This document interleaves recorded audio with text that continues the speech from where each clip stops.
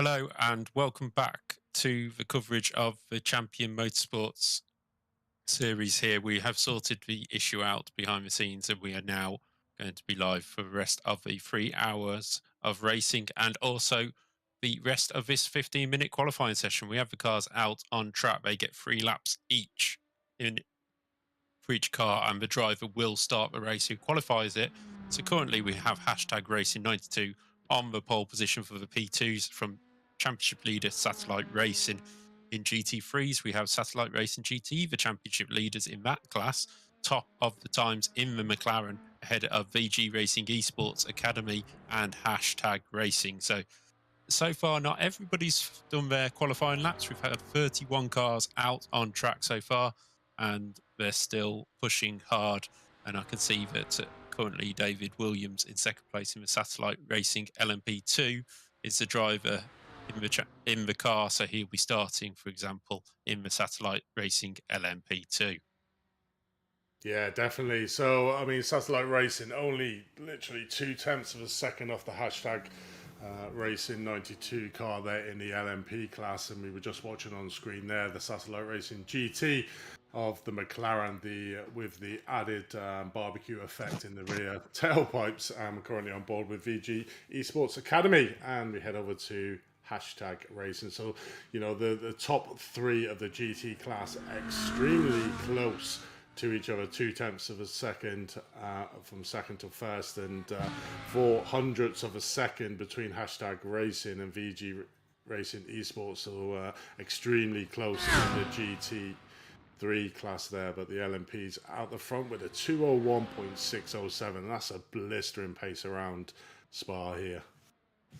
Yeah, really fast pace so far. As you can see, the gap has actually widened between the P2s and the GT3s to 14 seconds, or oh no, over 14 seconds between the top of each class. So certainly stretching the legs, but it's not like massively different in the class. You can see that the top 10 in the P2 class are split by not even a second, I think, just over a second maybe.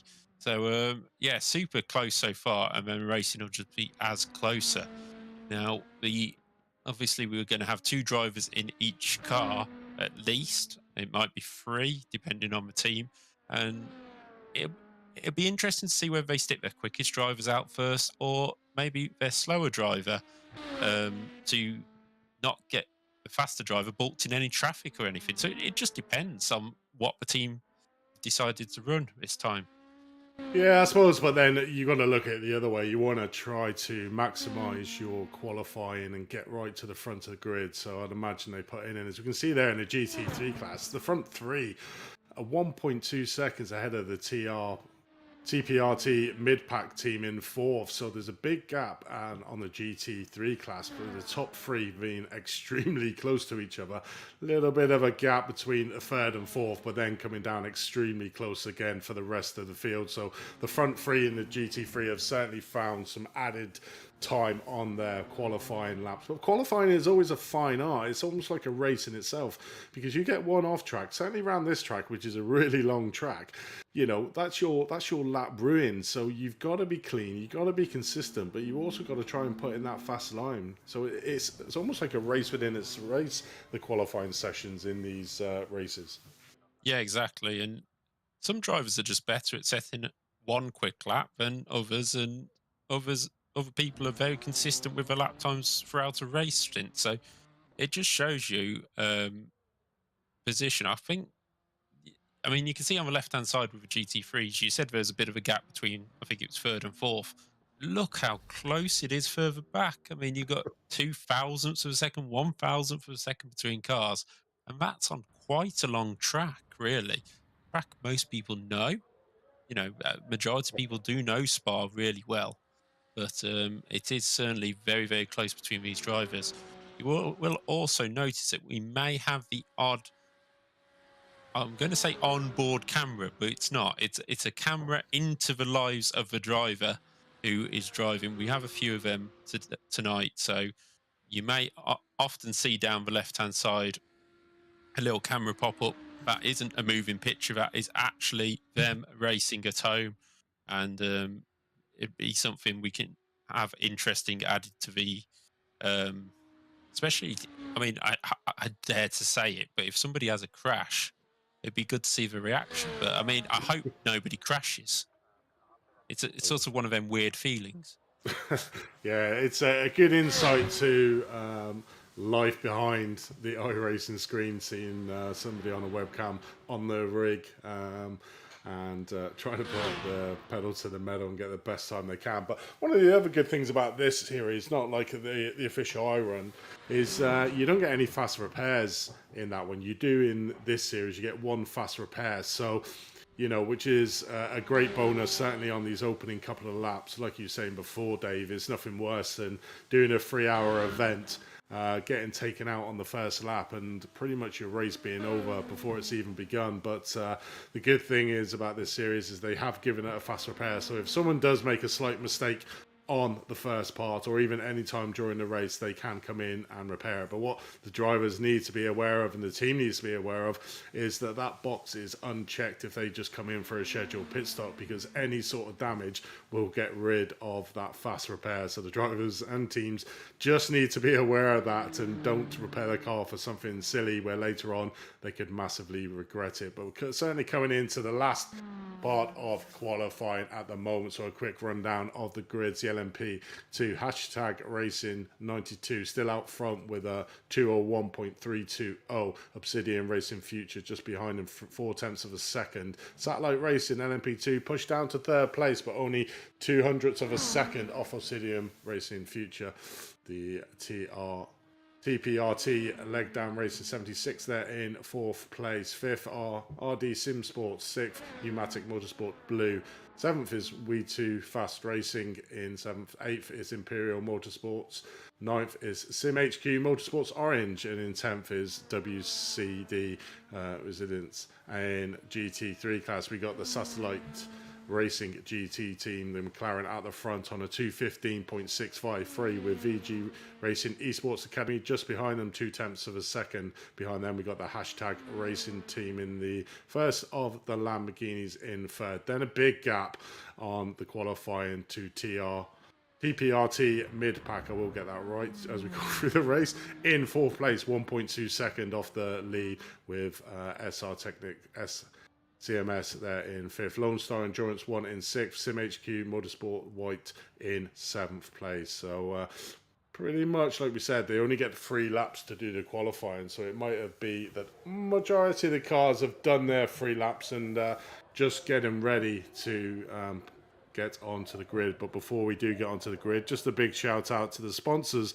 of this wonderful series, Penguin RC Simulation, creating high performance driving accessories at reasonable cost. At Penguin RC Simulation, we produce wheels and button boxes along with specialized equipment such as e-stops for direct drive hardware and soon to come iFlag devices. So head over to www.penguinrc.com.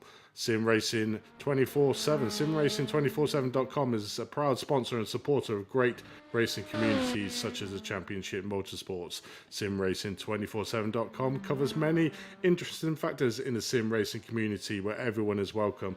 Our support shines through from the grassroots right through to the top tier racers in the sim racing generic. And gridfinder.com. Looking for a community to race with? Go to Gridfinder. Filter your search by PC, Xbox, or PlayStation. The sim racing title you're looking for, the class of car you want to drive, your location and day of the week that you want to race. Simple. There's over 1,000 racing communities to browse through and join directly on Gridfinder. Are you a livery designer, commentator, or broadcaster? Make yourself a free profile on Gridfinder and get found by sim racing leagues, owners, and admins. Best part about Gridfinder is it's totally free.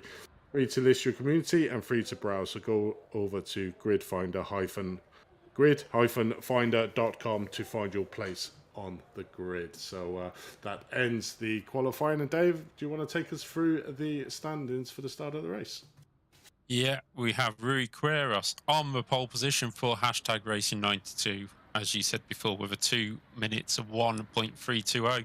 3/10 behind was Antonio Rodriguez for Osbiden Racing Future, just pipping the championship leader David Williams in Satellite Racing LMP2.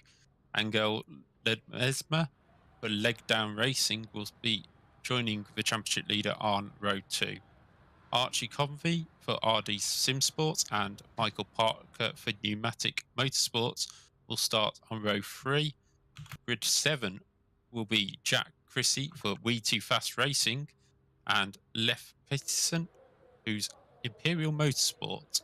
They're in 8th place. 9th place for Will Woodland for Sim HQ Motorsport Orange and Omar Abad for WCD Resistances.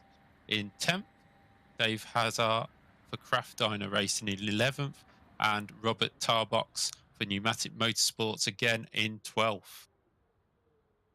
In 13th place, we have Doug Bourne for TSE Decon Racing, Douglas Ritter for Tuxedo Racing will be the next driver up. And then we have, Stephen Knight in 15th for GITM Racing. We just saw him finishing off his qualifying session at the end of that session. Wayne Hutchinson in 16th and Daniel Rice in 17th. So that is a whole of the P2 field, as Peter Ladas in SDK Gaming Racing will start from the pit lane if he starts a race. In GT3, the leader of the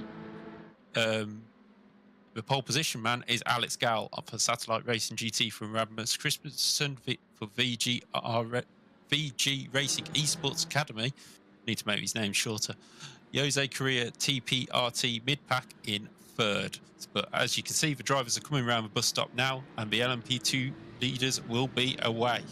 Yeah, so we just obviously get into the starting grid. Coming down the start-finish, this is a classic pit, so won't be starting down this straight. They'll all get through La Source and then get on to the power coming down the straight, going up to Radion and El Rouge for the first time. So there is a little bit of gap between the LMPs, as you see on screen, and the GT3 class, as always. But it's down to the class leader of each class to start the race accordingly within the starting zone. So as we see there, #Racing2 just backing up the field in the LMP2, just trying to catch out the Obsidian Racing Future, and does so very well, and he's away. Managed to get a really good start. A little bit of a shot there over Obsidian Future Racing, just exactly what you want to do. Satellite Racing, LMP2's there in 3rd place. TRPT in the Leg Down Racing 76 in the 4th place, as we just watched the start of the GT3 class, all starting to back up the Satellite Racing GT3. The lone McLaren at the front, and he's off. He tries to get a big lead up there over the 2nd place is the VG Racing Esports Academy, managing to keep that 2nd place, but getting a really good whole shot there, and getting around about 3/10 of a second lead over the VG Racing Esports. So the two pole sisters in both class getting a good start. A little bit of weaving here down the Kemmel Straight just to try and break that toe that they will have. The toe in this car. These cars will become more prevalent as they go through the race, certainly down that Kemmel Straight. But we are joined back with the LMP2 leader, #Racing92, still managing to stay out front at the moment over Obsidian Racing Future with Satellite Racing. So very much a clean start there, Dave, between the two classes. And now they just need to get the tyres warmed up, and then they can get down to some serious racing. Yeah, brilliant start there by the whole field. You know, Eau Rouge as a first corner is not the easiest place to, because you're normally side by side. So that's a great start by both classes to get out round the circuit so far without incident by the looks of things. Brian Son in the Penguin RC car has jumped to the pit, so not sure if he ended up going off near the start of the lap or whether he was just in the pit lane anyway. Peter Ladas has joined the back of the field behind the GT3, so it is #Racing who currently lead, pulling out a half a second lead. I'll get there. We've only got 3 hours to go. And we got a spinner at the background. That does look like it is Douglas Ritter for the Tuxedo Racing, and he's managed to keep it just out of the way. But I am predicting that is a little bit hungry on the curb. The Texan has just took a bit too much curb.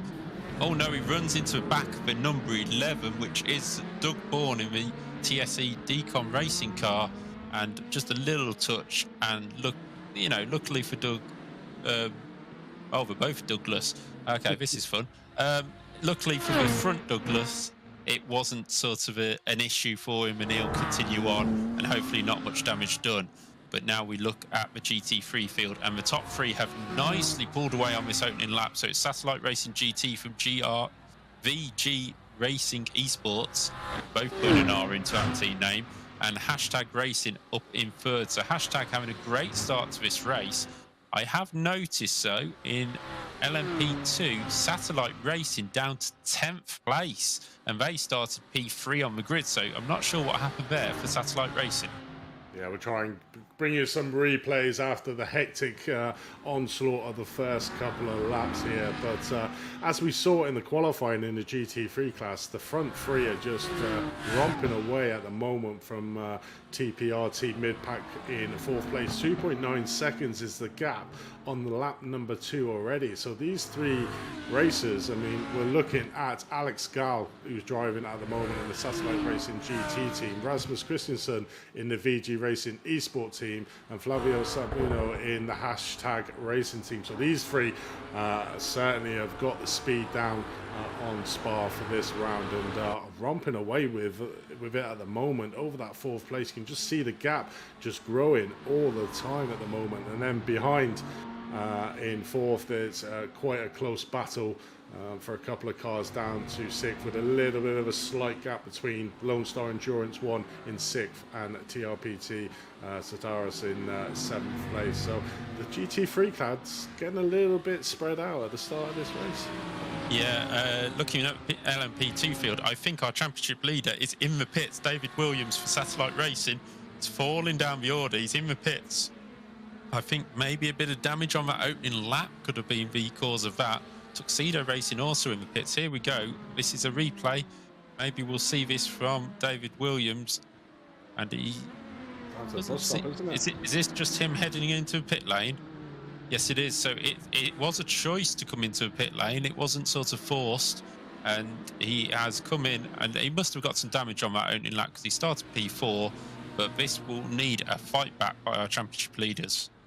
Certainly will. All for them guys to do it. Obviously last year's champions certainly making it a little bit hard for themselves at the start, and what that will mean is that they will be behind quite a few GT3 cars, so we're certainly going to have to get around them before you can start really putting the hammer down to try and catch up to the back of the LMP2 field.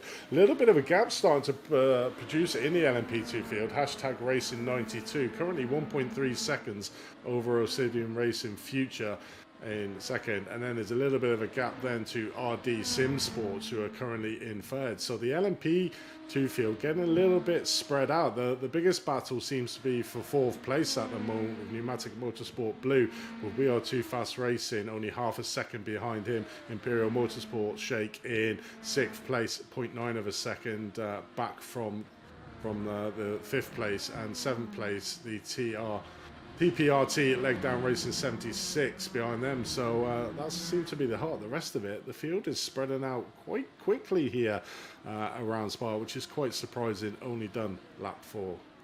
Yeah, just looking at our timing screen, David Williams is now carving back through. He's done half the GT field already and working on to the top 10 of, well, the top 12 of that field. So he will be back past them in no time whatsoever. But it must have been a very quick stop. Here we go. We can see him on screen, and he's got to be careful here because he's just, we presume he's just used a fast repair in the pits. It's the only reason he would have come in at this stage, and he doesn't want to pick up a bit of damage passing one of his GT cars. And it's very easy for the GT cars not to know an LMP is coming through already.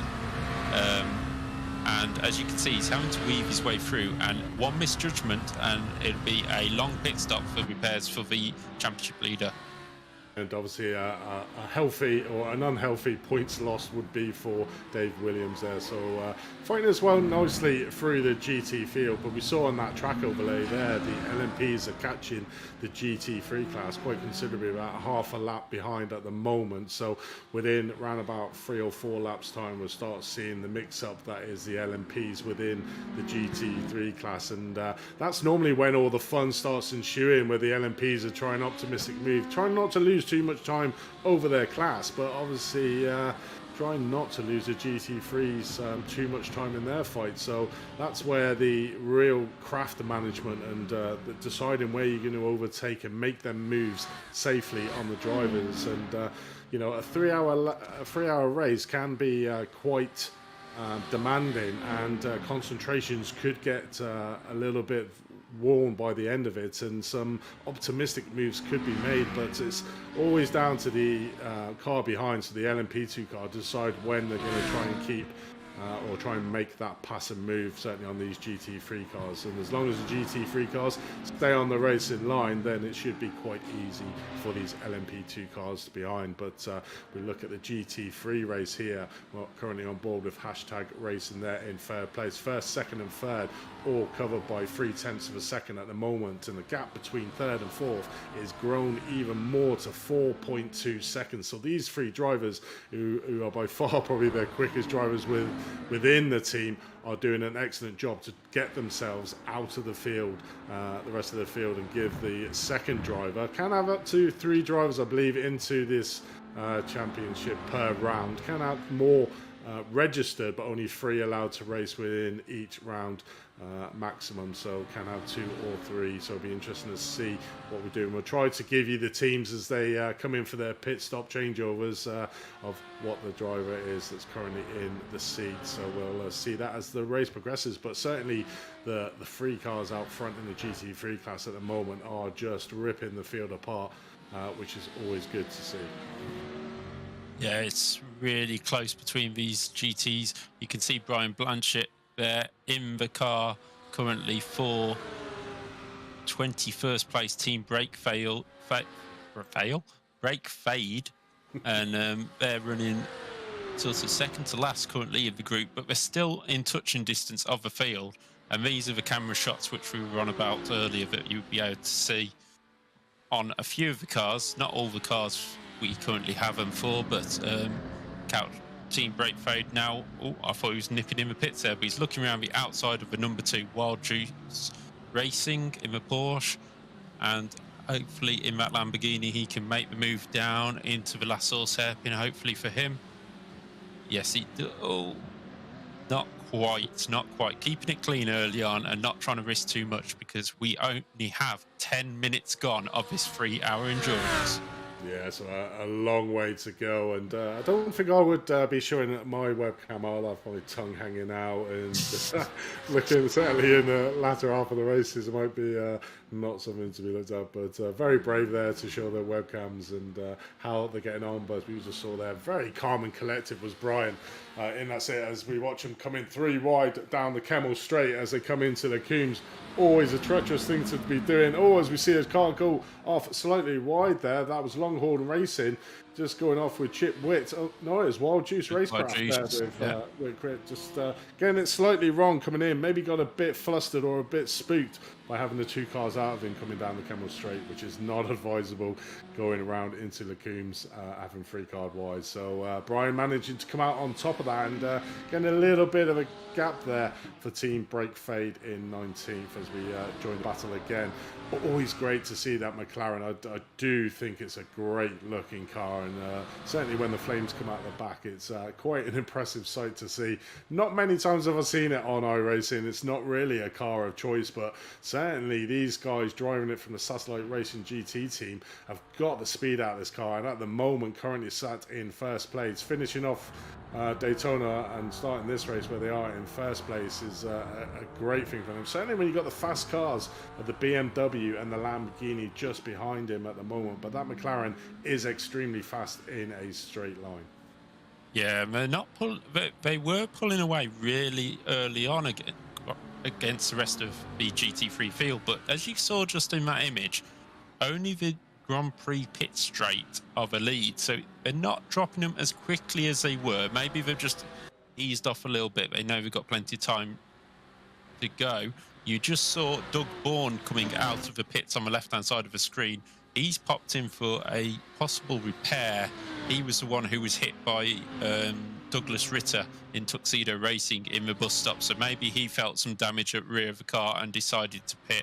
So he has come out here alongside one of the GT3 cars, easily passes it into Lake Combe, and it wasn't in the GT car's mind to even think of fighting that, because it's not his race, and they will probably just, if they don't have to wave the LMP through, they won't fight it. No, certainly not. And it was an interesting point you made earlier on. I mean, I've driven these LMP2 cars extremely fast in a straight line, but where you're on about the technical tight parts of the track, the LMP and the GT3s are quite close from a turning angle and obviously getting the power down. But as soon as you get into a straight, then the LMPs just fire off like a rocket in front of the GT3. So, you know, we could have some mishaps, like you were saying, coming down into the source with LMP cars and GT3s. But currently on board with Leffy Peterson, the Imperial Motorsports Shake, in 5th place, looking at Pneumatic Motorsport Blue in front of him, and RD Simsport currently fighting it out for this 3rd place as Leffy Peterson there just getting past the GT3. So the LMP's now well and truly getting in amongst the GT3 cars. Yeah, you just saw him passing the BMW Brett Stevens for the Lone Star Endurance 1. So they've got through about 6 of the GT3s at this moment in time, as the leaders have. And it's just going to make it...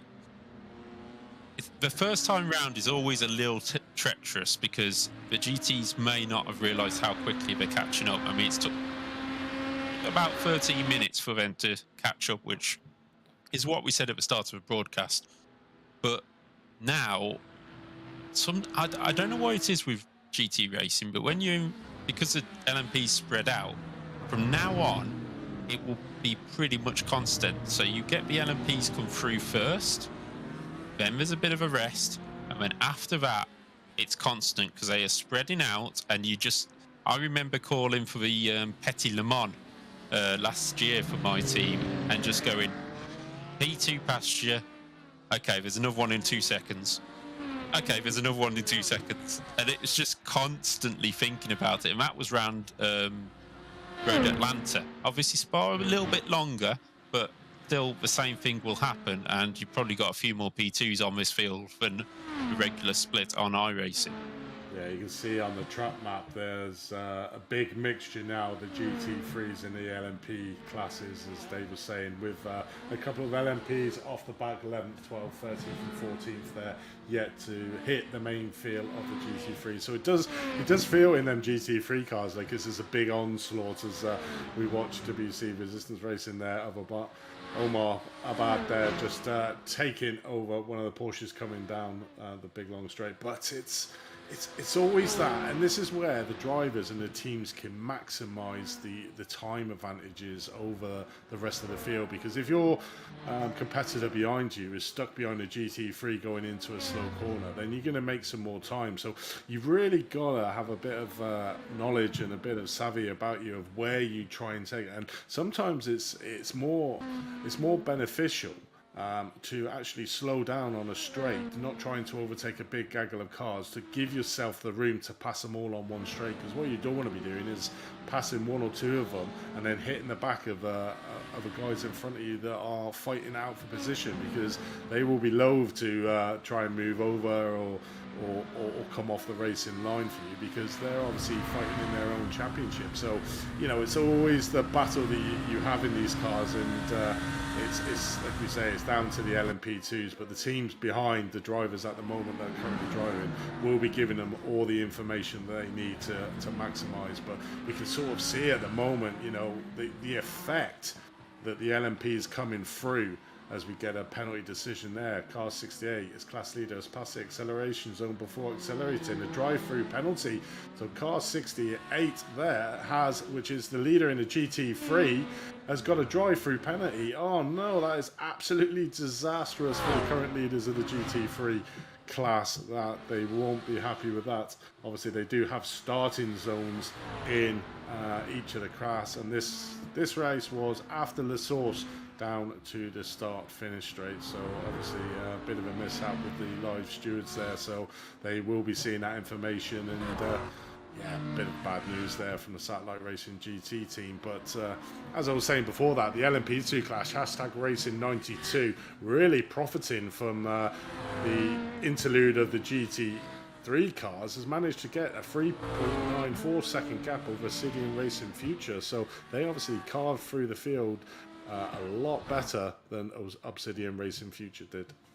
Yeah, certainly stretched out that lead. I think I also saw while you were talking the Sim Racing PR red car of Louis Orders off at Malmedy at the top of Les Combes. So I think that may have been another one that may have just made an early mistake. Ironically, I think it's a blue car, but we will see. Maybe we'll pick that up later on. But here's the leader, #Racing92, stretching that lead out to 7 seconds now over Antonio Rodriguez of Osbodon Racing Future.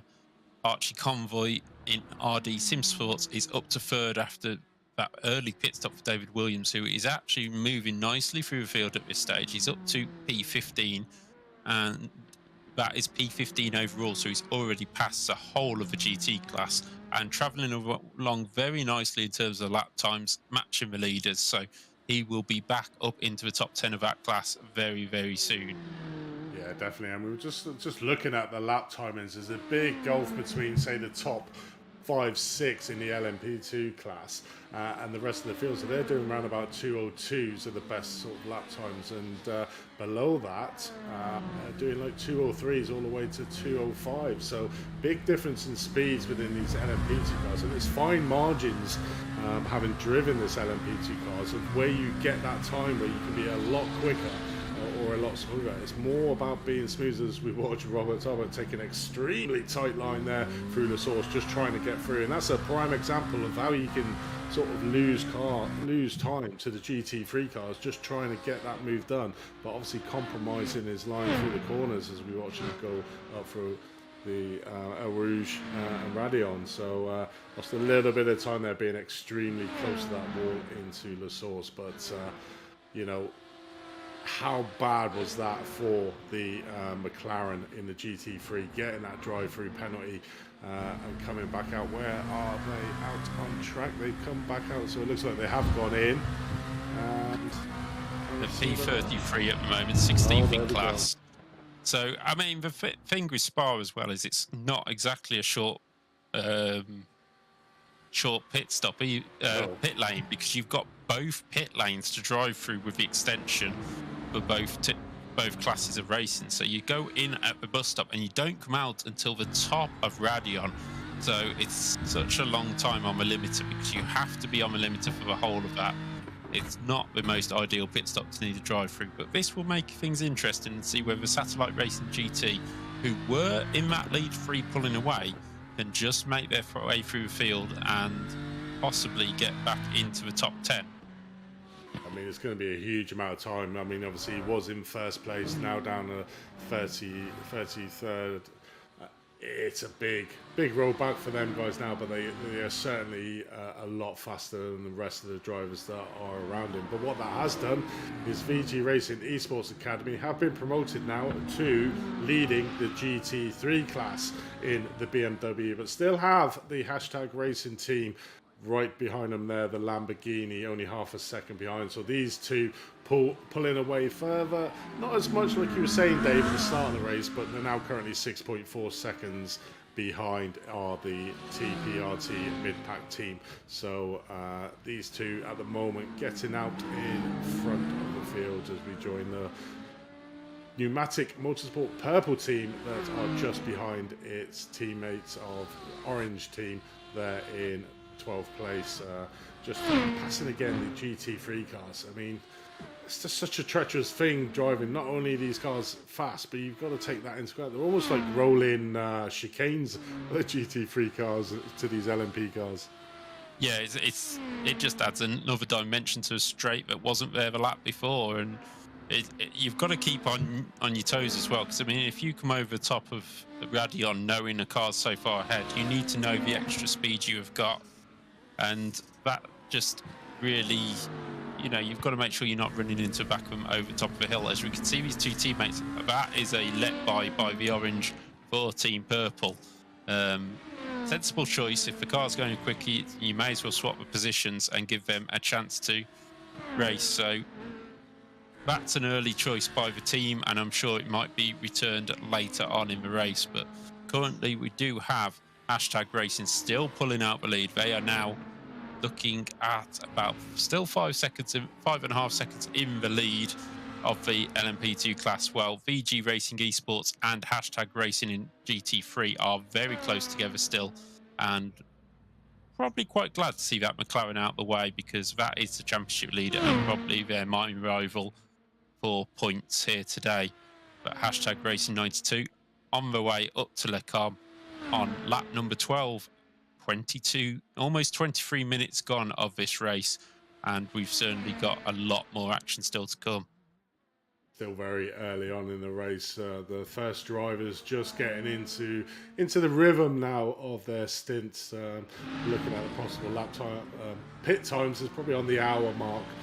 With the LMP second a little bit as we watch Pneumatic Motorsport Purple. Obviously, we just saw him take the orange team and has gone into the pit, so that's a bit of a surprise. He has a drive-through penalty. I'm not quite sure what that was for. Was there a message that I missed? I didn't see one.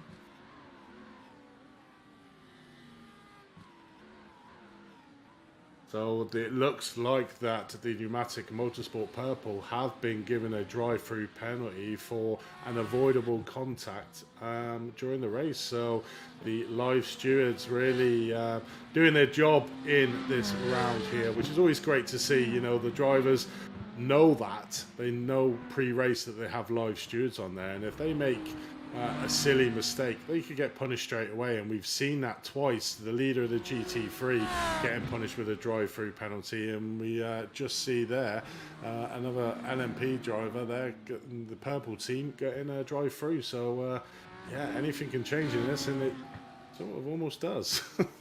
Yeah, I mean, that explains why the team were letting him go. Thought he was being held up a little bit, knew he was going to pit at the end of the lap. Why not? We're now looking at the lead of the GT3 class, and there is hashtag racing in the Lamborghini trying to close on VG Racing Esports Academy in the BMW. And these are the two cars which have sort of been dominant on iRacing recently. The BMW last season, Lamborghini seems to be the popular one this season. So it's no surprise to see these up the front of the field. But right behind in 7th, 8th, 9th and 10th, we have a Porsche Ferrari battle. So there's plenty of battles throughout the field and multiple different cars. As you know, with the LMP2s, we only have the Dallara running. But in GT3, you have that interest of which car is the best to run. Yeah, it's not only that, it's the setups that the guys have chosen for the car. Have they gone with a higher downforce, or have they gone with a lower downforce? And at the moment, and the differences between the two cars, we know the BMW was extremely fast on the straights, and that's maybe why we're seeing the VR Racing Esports Academy getting a slight little bit of advantage coming down the Kemmel Straight and coming into Les Combes. But then when they get past Pouillon, that's where you see the hashtag racing team here just close the gap. So you sort of see that gap concertinaing from like 0.5, 0.6 of a second down to 0.3 of a second as we're watching currently on stream. So, you know, not really getting the maximum use out of that slipstream, which you would have thought the Lamborghini would be able to hold its own with the BMW. But then again, it comes down to setup again. So these two got to be aware. An LMP just on its outside, as we may see a lunge move here coming into Le Cumbe from the Lamborghini driver. Thinking better of it, just staying behind the BMW at the moment, but seeing it right on his tail at this moment. But it's like you say, the differences between the different car classes as well, and that comes into effect. And, you know, with the courses that are within this series, some are really fast, some are really technical. As you watch on board a massive move here by Sim HD Motorsport White over there, Sim Racing PR Blue just coming down into the Cumbe side by side, just managing to keep it done, but it's going to have that outside line, so I don't think he's going to get the move done here. Oh, side by side coming down here into the corner. Oh no. As we see HQ Motorsport White's just getting past there, keeping past that BMW, but always treacherous having cars go 2x2 wide through them centre corners. Yeah, it's a tough one, but that shows you the difference between the front of the field and the middle of the GT field. you saw first and second working together up that straight, not trying to overtake and trying to increase that gap. Whereas ninth and 10th are, no, I need to get through. I'm going to make this overtaking move. So Daniel Brennan making that move for Sim HQ Motorsports White and trying to pull away. I have noticed a common theme in this race of people calling themselves Sim HQ Motorsports White and then having a blue car. I think the red team is a blue car as well.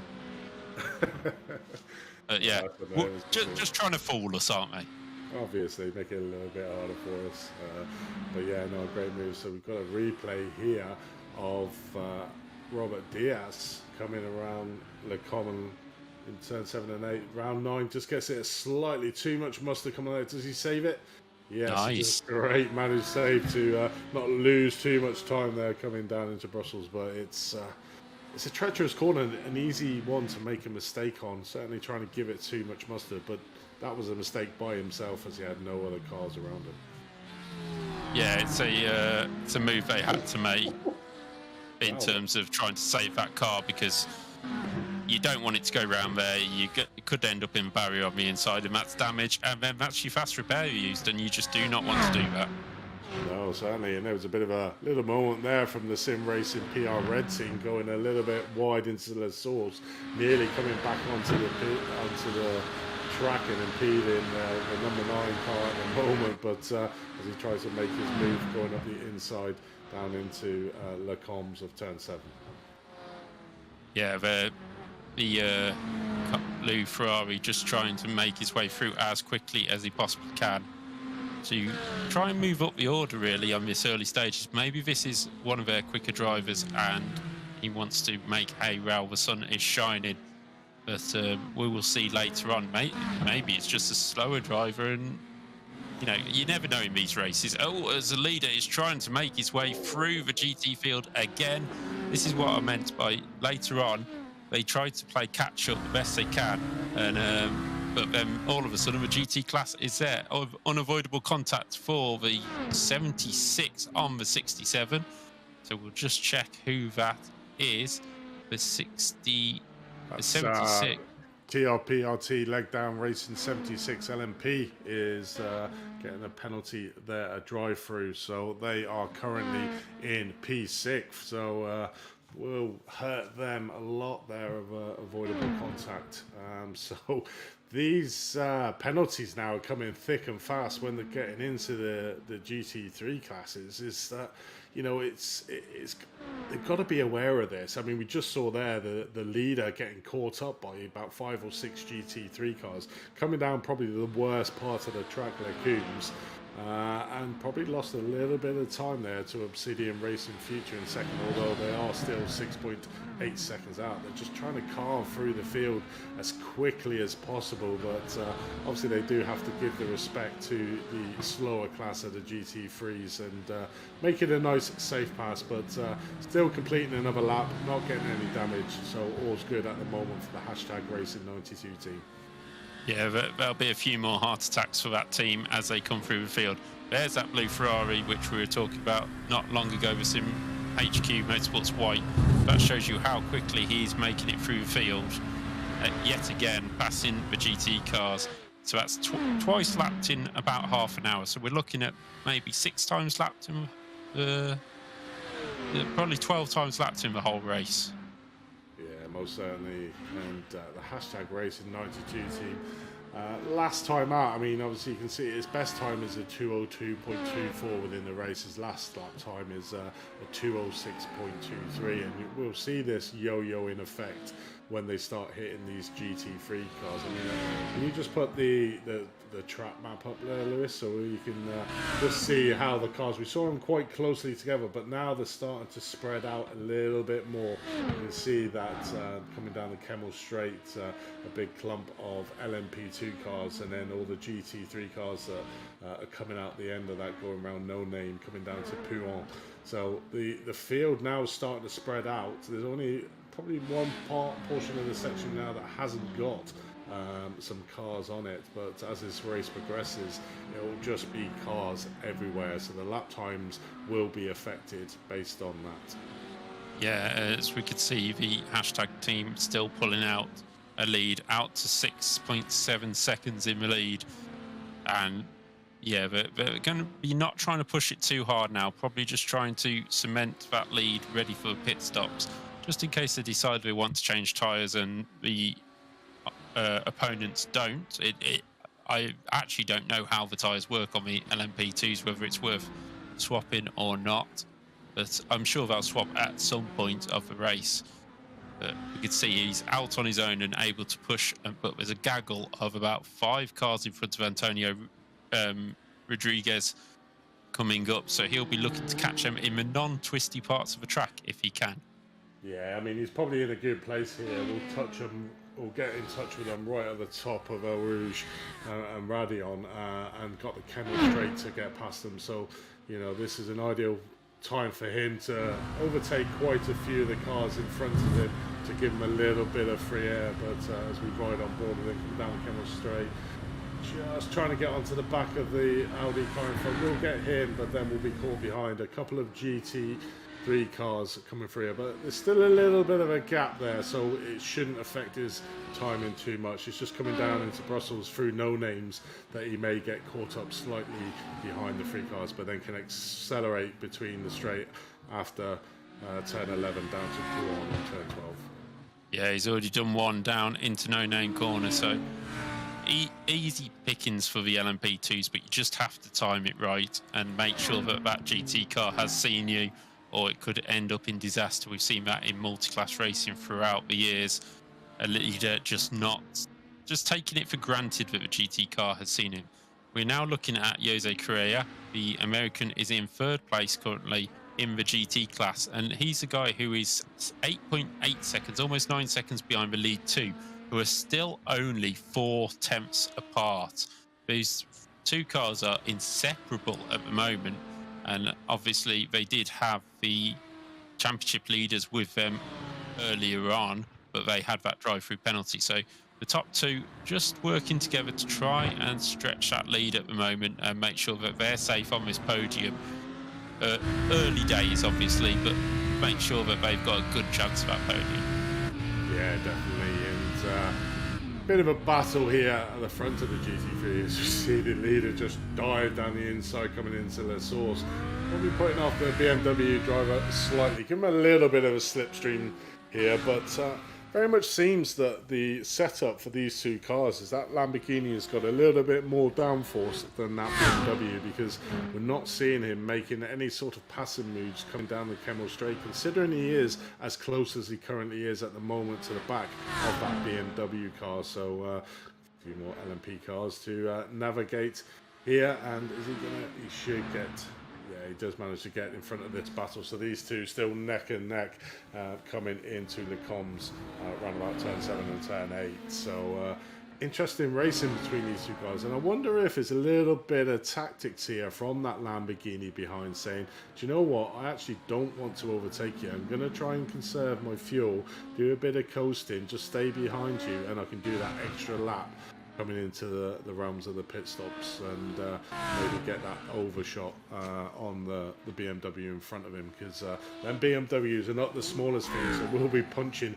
a rather big hole behind him for that Lamborghini to just coast it and save a little bit of fuel. And that's where the tactics for these endurance series come into effect, is, you know, when you get to that magic 3rd or 2nd stop on this, is that you do have enough fuel at the end of it to go right to the end of the race and not have to do any splash and dash coming in, as we watch car 25 there just dive down the inside of the Lamborghini, putting a little bit more daylight between himself and the BMW at the moment. And that's probably a classic example of you know, these GT3 cars will back out if they see an LMP2 car, because sometimes they will make optimistic moves into corners that shouldn't really be passing moves, but a little bit of time lost there from the hashtag racing team.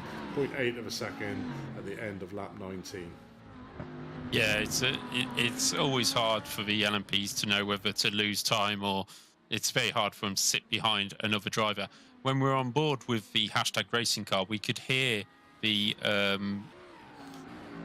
the clutch going into La Source hairpin, and I think it's very much fuel saving for him early on in this race. There's no point pushing early on. You have another almost 2.5 hours to go, 2 hours 20 to go. You may as well save the fuel now and see how far we get. Pneumatic Racing Blue and We Too Fast Racing are both in pits with WCD resistance. So is that LMP2, is that their stint length? Is 35 minutes sort of how far they think they can get?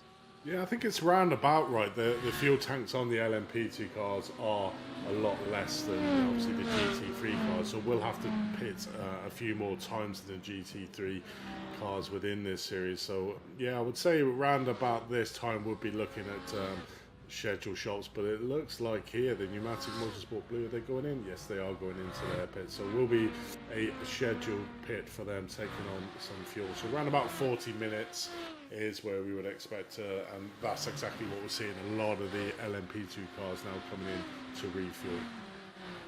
Yeah, the LMPs, like you say, don't have the bigger tanks, or at least use up the fuel a lot quicker than the GT cars, but they're so much quicker as well. So they drop down currently to 10th, 11th and 12th. We have a penalty decision, a drive-through penalty for car 38 for unavoidable contact. Oh, sorry, avoidable contact. Unavoidable wouldn't be a penalty. Let's get that right. So we'll just have a look for 38.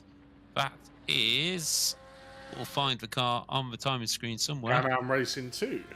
So Brian Samowski there in the Ferrari getting a drive-through penalty. I mean, it's really mixing it up. I'm actually really liking the live stewarding, you know, getting on there. And if somebody makes a mistake and they know it, these live racing stewards are doing a fantastic job and getting onto it straight away and dishing out the penalties to the drivers that make the infringement, which is fair. Yeah, exactly. And you know, it's just the way it needs to be done, and that's absolutely fine. You know, we see Juan Martinez of the 787 Sandwich Racing Team PR. They're making these names longer and longer, I think. Just spinning at Puon, and it's a really difficult place to get out of that. But he's doing a good job of not trying to he could have just slammed it in reverse and got it onto racing line. But will he be able to turn it round in time? Yes, he does. Gets onto the outside. Oh, P2 coming around the corner. That's the problem you have. I watched a race around Detroit last night, and that's even worse because all the corners are blind. Whereas that's one of the quickest blind corners we have here at Spa. So a good job there rejoining. Maybe the P2 had to back out slightly, but we have the top 5 in P2 all in the pits. Satellite Racing is the only one who hasn't pitted, but they pitted early on, so might have stuck a little bit of fuel in the car while they were in the pit stop.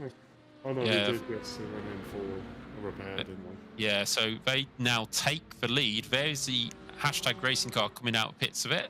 Satellite Racing slightly off strategy, but won't be too far off a pit stop themselves. I think they only pitted, what was it, end of lap 2. So it's very early days for David Williams in the Satellite Racing LMP2, and he will be looking for a pit stop very soon as he now comes up behind his fellow teammate in Alex Gall, who had that drive-through penalty and is trying to make his way back up the GT3 field and is in 11th place at the moment. So about to crack into the top 10. He's about 3 seconds away from it.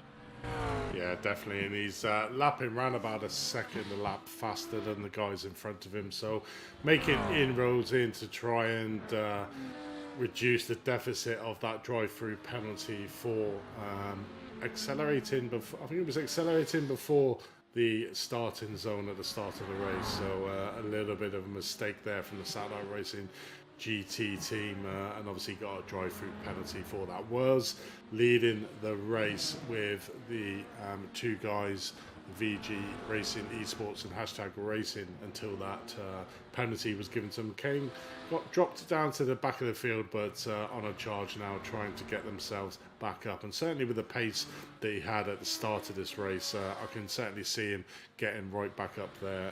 Maybe not to the front 2, because they seem to be on similar pace as to what Alex is at the moment. But like you say, anything can happen. 42 minutes into a 3-hour race, not even gone past hour 1 yet, so still plenty of time left for incidents and penalties to be dished out in this race. Yeah, plenty of time left. He's got up to 11th place. He's already closed an extra second on the top 10. So Alex Gal, the Frenchman, going very well for Satellite Racing GT, and he will be hoping to get back towards a podium. At least the top 5, I think, is definitely possible for him here today. Just looking further onto the LMP2 field, which will now be updating. Satellite Racing didn't pit this time round, so they've still got a few more laps of fuel. I wonder if they've saved a bit coming through the traffic as well. Yeah, quite possibly. You know, it's saving that little bit of fuel. I reckon he's going to be in on this lap. If not this lap, definitely the next. Like you said, stopped on lap number 2 for what looked like a little bit of damage. Took on fuel to fill him up to get him, but certainly going to have to make a stop. Very imminent is the Satellite Racing LMP2 car. Slightly a bit off kilter with a pit stop strategy because of that early stop early on in the race, but we'll see where he comes out after the round of pit stops. But currently at the moment sat in P1, only 4.3 seconds, so I'm not sure what a pit lane is. About 1 minute 40 with a stop. Yeah, it seems about that.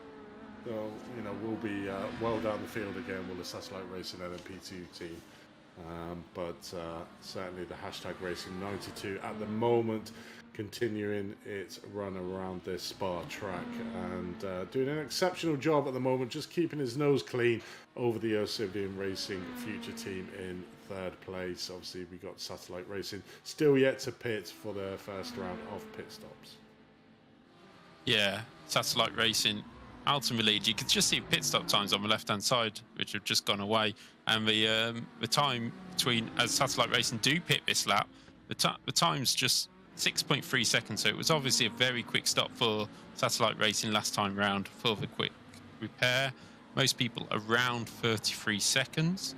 So we'll just see how long Satellite Racing take in the pit stop this time round and see how much time they've gained, because obviously they dropped to the back of the GT field last time out. So let's see where they go when they've equated all the pit stop into it. There's got about a minute left to go before they leave the pit lane, so we can pop back to them later, but they're down to 4th place at this time.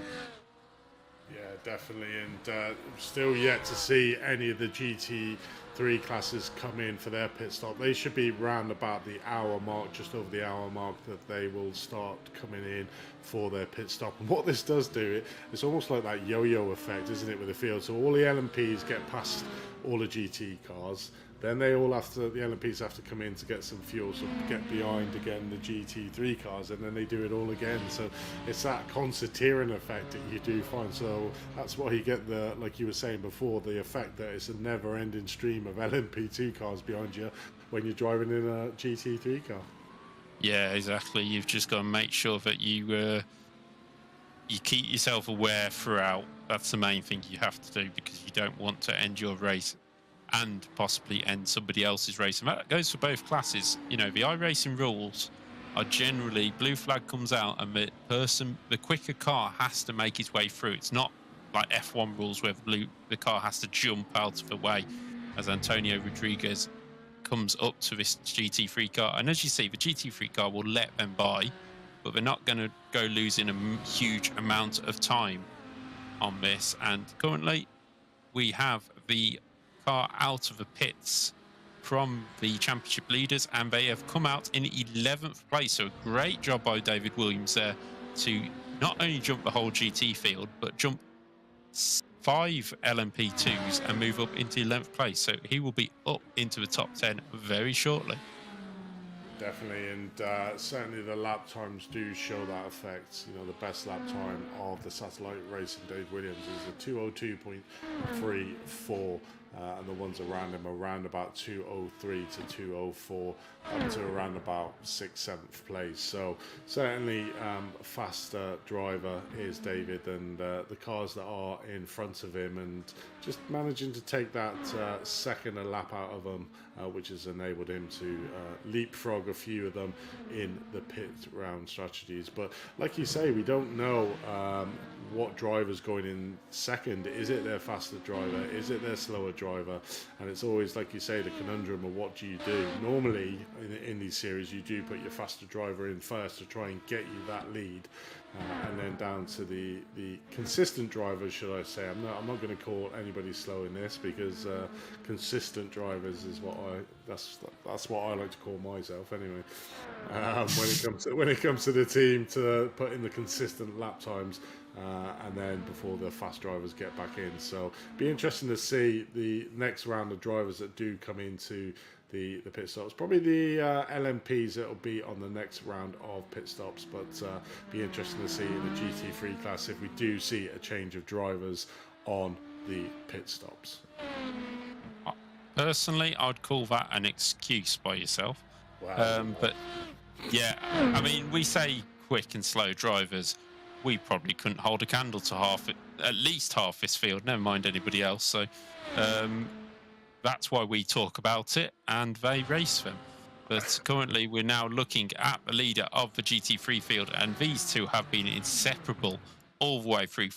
Half a second between VG Racing Esports and Hashtag Racing. The Lamborghini still trying to find his way past the BMW, and they are 10 seconds clear of TPRT mid-pack, who's also in a Lamborghini. But Satellite Racing GT are back into the top 10 now in 10th place, car number 68. And they're trying to make their way back forward. They're only half a second off 9th place. So, yeah, I think they'll be okay until they get to about 6th place. And then there's quite a gap forward. So they'll need to then push on in clear air. But it's never a clear air with these multi-class races, with the LMPs 2s coming through as well. Something we haven't mentioned that often is the dirty air off the LMP 2s.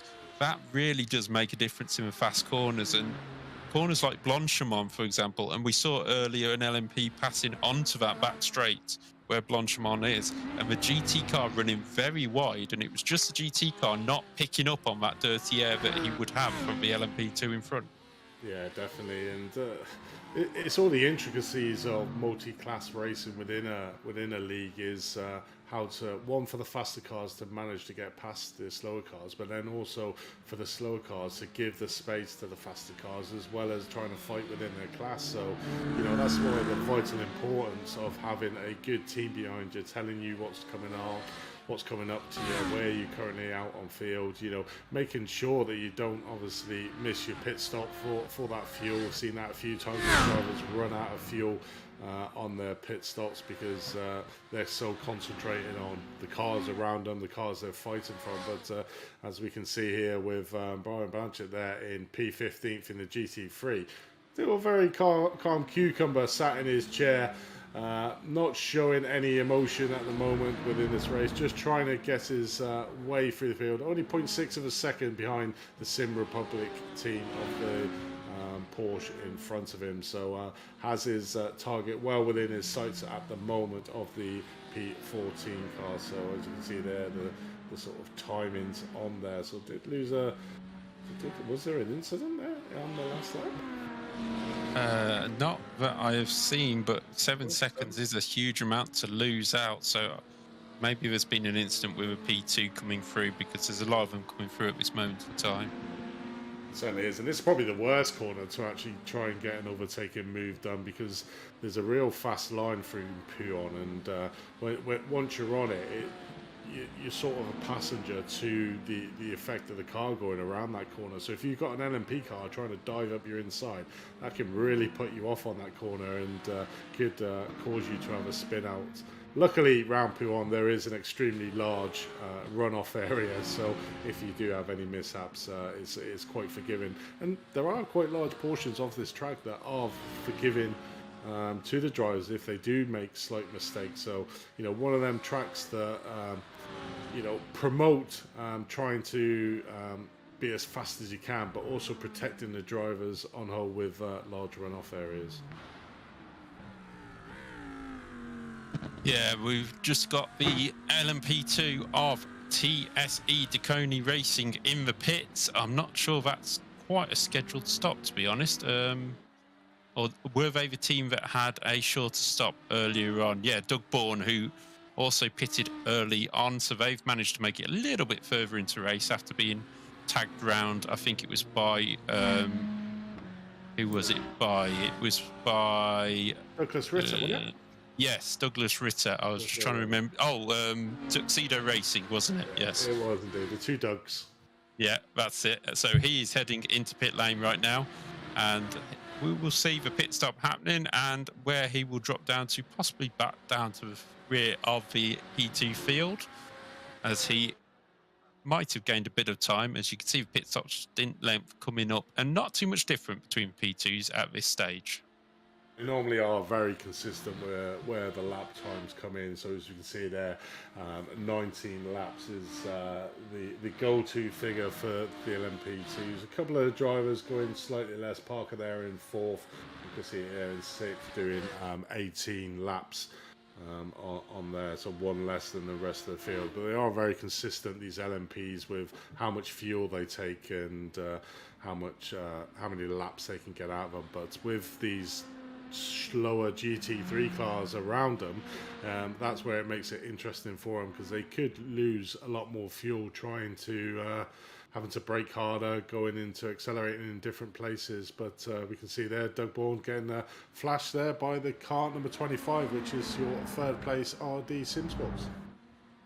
Yeah, a little flash of lights just to say I'm coming through, or thank you, or actually there can be a lot of other things it can stand for, so which we won't go into because we are a family-friendly stream. Also, we do have the option of drivers coming over to our interview rating room and joining us. Nobody has at this moment in time, but then again, the drivers are still out there doing their first stints, most of the drivers. So you can see the LMP2s are double stinting by the looks of things. Sorry, and the GT cars will probably go to about the hour, swap drivers, and then look, if for 3 drivers, probably an hour each. If for 2 drivers, they might swap in between, and one will do a 1st and 3rd stint rather than doing 2 hours straight. But they will see. It does take a little bit extra time in pit stop if you are swapping drivers, so that does come into effect if you're in a really close battle. It is, and obviously in that sort of battle, you would obviously change your tyres to counteract the fact that you are changing the teams. But just looking down the team sheets here for the LMP2s and LMP3s, you know, real variety of how many drivers are within the teams. You have some teams with 6 drivers on the books, like SMS Racing, Sim Republic, and SR Technic.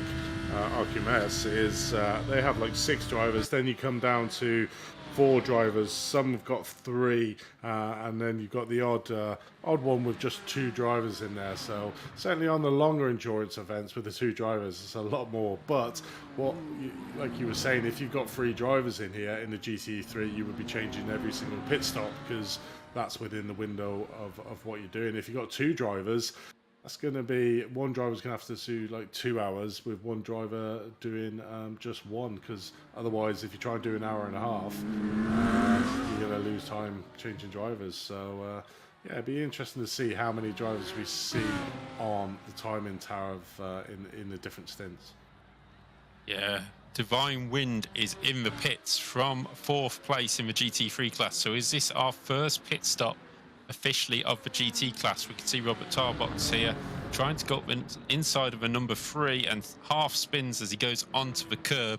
The number 3 being Aaron Philbrick in the SMS racing car. So I don't think Aaron started a race, to be honest, so that might have been a swap of driver earlier on. Not 100% sure, but yeah, I hadn't seen his name on the field earlier on. So just that kind of mistake can just end up nasty for both drivers, whereas maybe just a little bit of a wait by the LMP might have been the sensible option there, as we still see #Racing charging down VG Racing Esports And when we've been on board with a Lamborghini, constantly lifting and coasting, so I wouldn't be surprised to see that Lamborghini go 1, maybe 2 laps more than the BMW in front, which you think doesn't make a huge amount of difference. But if you do 2 laps this time, 2 laps on the next tank, you're into the final hour and you've got a shorter stop by 4 laps into the final hour.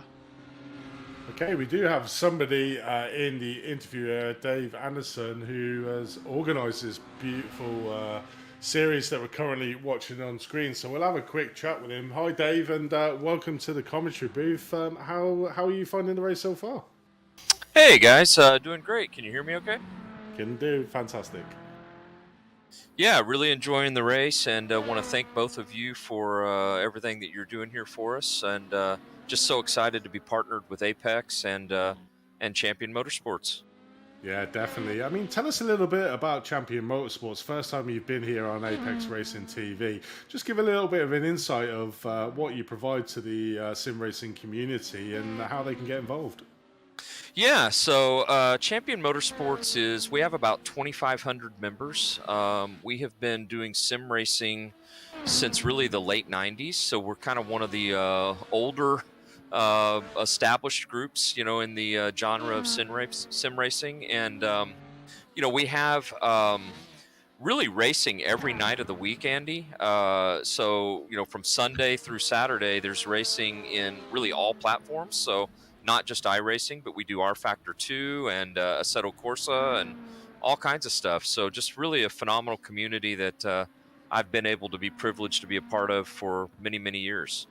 Yeah, just obviously there was an interesting development on screen. Archie Covey, the RD Simsport there, hitting into back of one of the backmarker Porsches and taking him out, coming out the back end of Pouhon. So it was the car 787, as you can see there, getting onto the outside at the end of Pouhon and getting in front of the LMP driver. And unfortunately, the Porsche driver's he's done about a 720 there coming back in. So certainly not been the 787 Porsche's driver's day.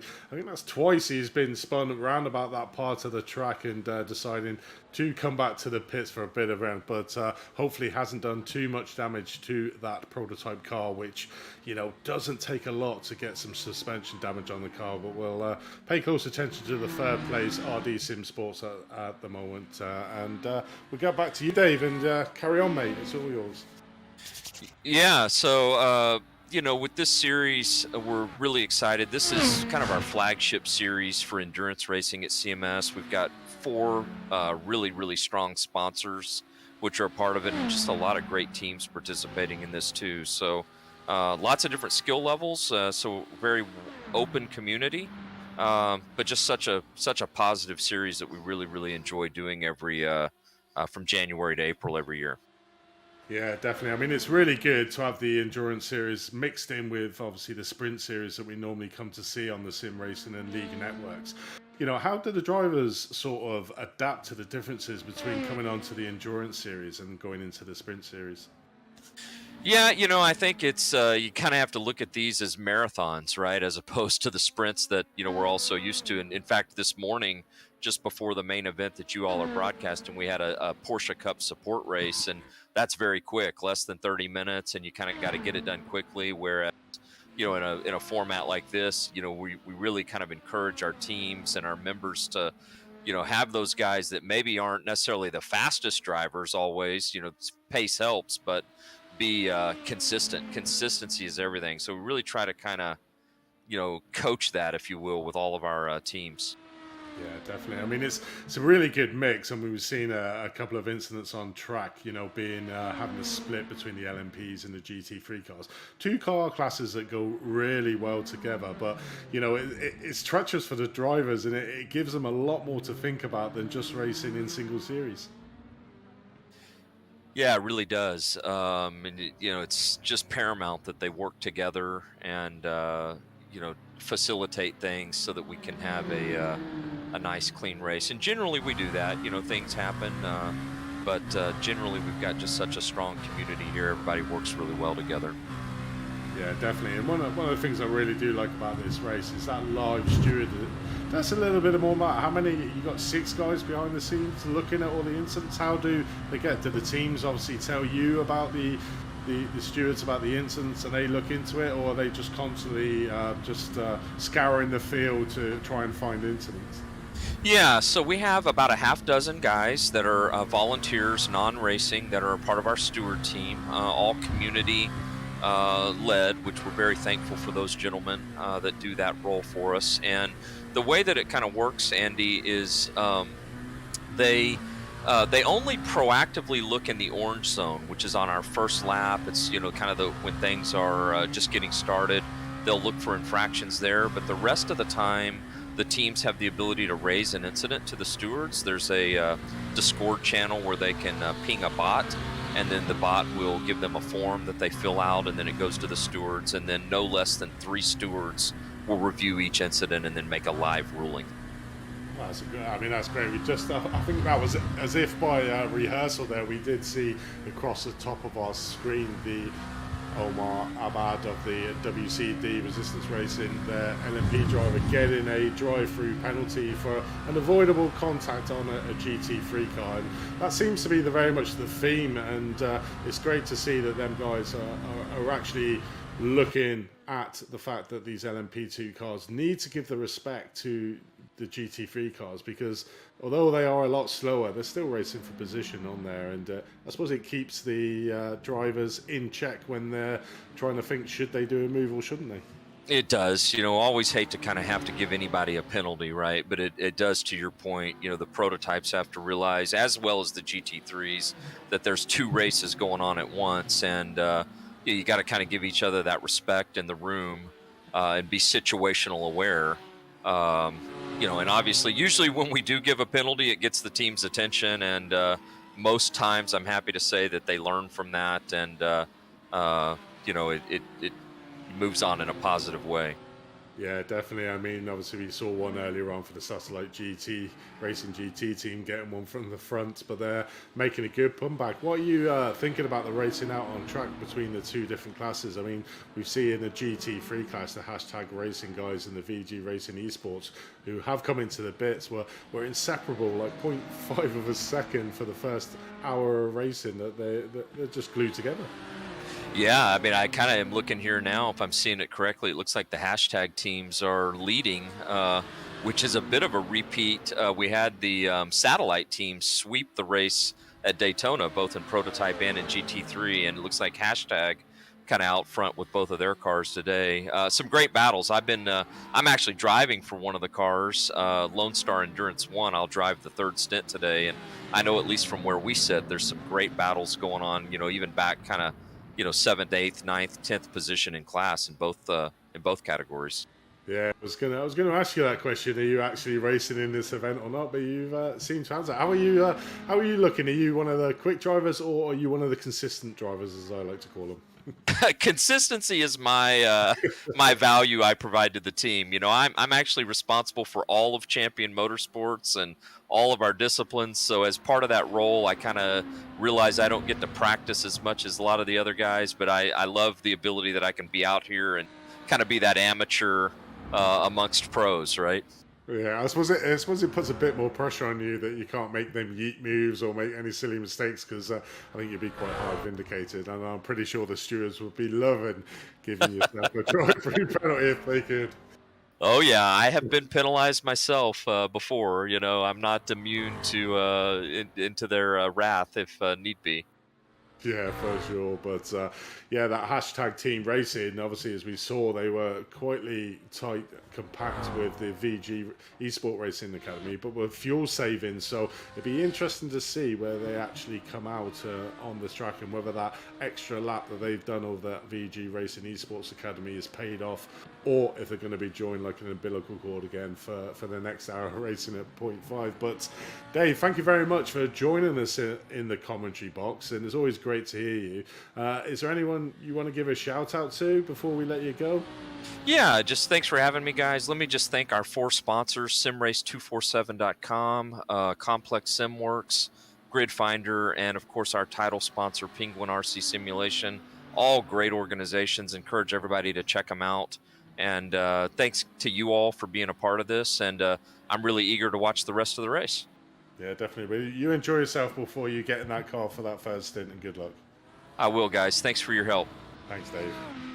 There was David there, Anderson, who runs this championship there, giving us a little bit of a insight to the goings on behind the scenes, and always good. And just any of the drivers, if you finish your stint and you want to come in for a quick chat, then please do just come into the waiting area, and we will pull you in for a quick chat to see how the race is going so far for you. But we did see through that interview of a change of driver for the VG Racing Esports Academy team. Frederick Sorensen has now taken a driving position for that BMW over, but looking at the moment in third place. So has Hashtag Racing done a blinding move there, and VG Esports is caught up in some sort of traffic that has really put paid to their outlap at the moment. Obviously, we do have a brand new driver of Frederick Sorensen, so he will be trying to get up to pace, but has that P2 car right in front of him of SR Technic CMS, so just needs to try and get past him to make his way back up to Hashtag Racing. But that Lamborghini stroke of luck there, exactly like you said, Dave, bit of coasting, and has really put a hammer down now to get a little bit of a gap. Bit of a mistake there through Pouillon, who again, they have also changed the driver to Ivan Costa there in the first place. So two brand new drivers for the front two teams at the moment, so we'll be trying to get back up to pace as quick as they possible. But certainly at the moment, Hashtag Racing getting the advantage over the pit stop strategy over the VG Racing Esports, and just really need to capitalize on that, Dave, and try and push ahead as much as they can. Yeah, I'm just having a look right now. It looks like they might have the car in second place has pitted a lap earlier, Sergio Vieira for SR Technic CMS, but what they've done is not change driver, which has meant they've gained themselves about 20 seconds, which has put themselves in this battle for the lead. Obviously, they will need to change driver at the next stop, whereas the other two teams may not. But this is Alex Gall on screen at the moment. He had to take a drive through for a jump start, basically, and or a failure to jump start. I'm not sure which side of the line he was, but he certainly had an issue.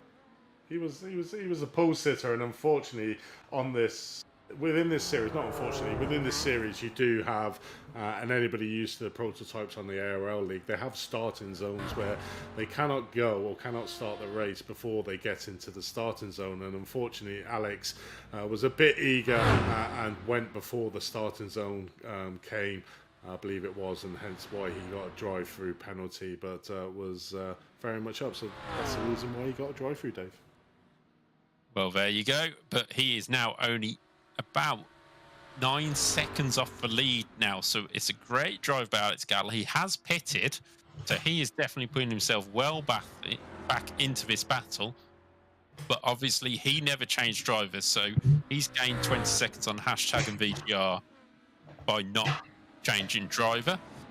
Looking further up in the LMP2 field, our championship leader is back up into 8th place, David Williams. So he is moving through the field quite nicely now, with his next target only 2.5 seconds ahead. But Hashtag Racing are really dominating this event right now, as our visitor David said, who runs the series. Hashtag really dominating. Satellite are coming through though, so it is going to have to be careful. SR Technic has seemed to have dropped behind Satellite and is falling further down the pack. Let's see what happened here for Sergio Vieira on the 222. He goes into Pouillon, loses the back end. So easy to do. Doesn't manage to, luckily, so much run off there to sort of do what you need to do.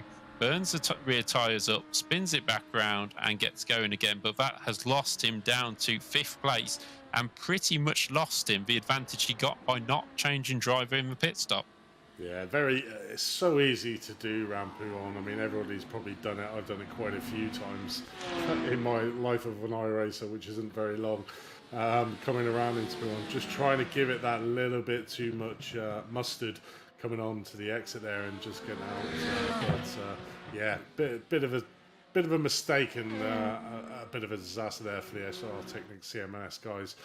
Was fighting up there for the second and third, but unfortunately with that slight mistake is down to fifth. But what it does show is how tightly compact that top half of the grid at the moment with the GT3s are.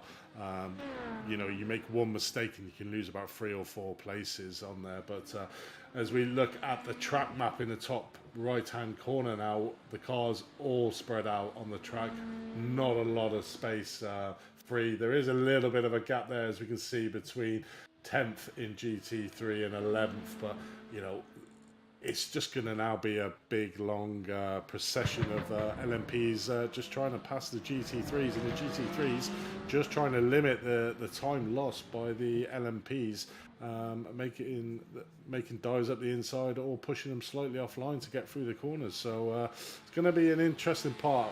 1 hour and 12 minutes through this race at the moment, and I think it's probably a good opportunity, Dave, to go through the current standard positions in both classes. Yeah, amazingly, I was just thinking the same. So in the lead of LMP2, we have #Racing92. Rui Queiroz started the race and has moved to the front and pretty much dominated, leading by 14 seconds from Antonio Rodriguez, who also started the race for Osbodan Racing Future. Archie Convoy has moved up into third place since the pit stop of since Satellite Racing dropped back, and he is sitting in third place, needing to close down on the leaders a little bit. He's 18 seconds off second place at this moment in time. See, Michael Parker from Lunatic Motorsports Blue is up into fourth place from Jack Chrissy for We Too Fast Racing. Hero Motorsports Shake has left Peterson still at the wheel, and he is up to sixth place ahead of our championship leader, Satellite Racing LMP2, David Williams at the wheel of that car. TPRT Leg Down Racing, they are in 8th place with Hector Alves, while Dave Hassar has got Craft Dinner Racing up into 9th place. The top 10 of LMP2 is rounded out by John Taylor Tammy of Pneumatic Motorsports Orange. Omar Abad of WCD Resistance is in 11th ahead of Stephen Knight of GITM Racing. Robert Tarbuck, who we've seen a few times on screen, for Pneumatic Motorsports Purple is coming back from a drive-through penalty, while Will Woodland is in the pits for Sim HQ Motorsports Orange, and I'm not sure if that's a scheduled... Oh, it might be a second stop, actually, as we can see a penalty decision. Number 16, avoidable contact on number 7. So 16 is the Mike Grimshaw Sim HQ Motorsport Orange car. So the car that has just pitted will have a drive-through penalty as well added to his car. Whether that notice is a little bit late, I'm not 100% sure. But that was contact on the 7, who was Omar Abad. So Omar, who I think had a drive-through earlier, it's returned back in his favour this time by. So that is Mike Grimshaw getting into the car and maybe having to pit for a second time on the next lap. Douglas Ritter is in 17th and the last of the running LMP2s. The only other LMP2 was Peter Ladas, who never actually made the start of the race. Now we go into the GT3 class, where Ivo Costa is leading for #Racing ahead of Frederick Sorensen for VG Racing Esports Academy, and Alex Gall, who's still in the car for Satellite Racing GT on his drive coming back through the field.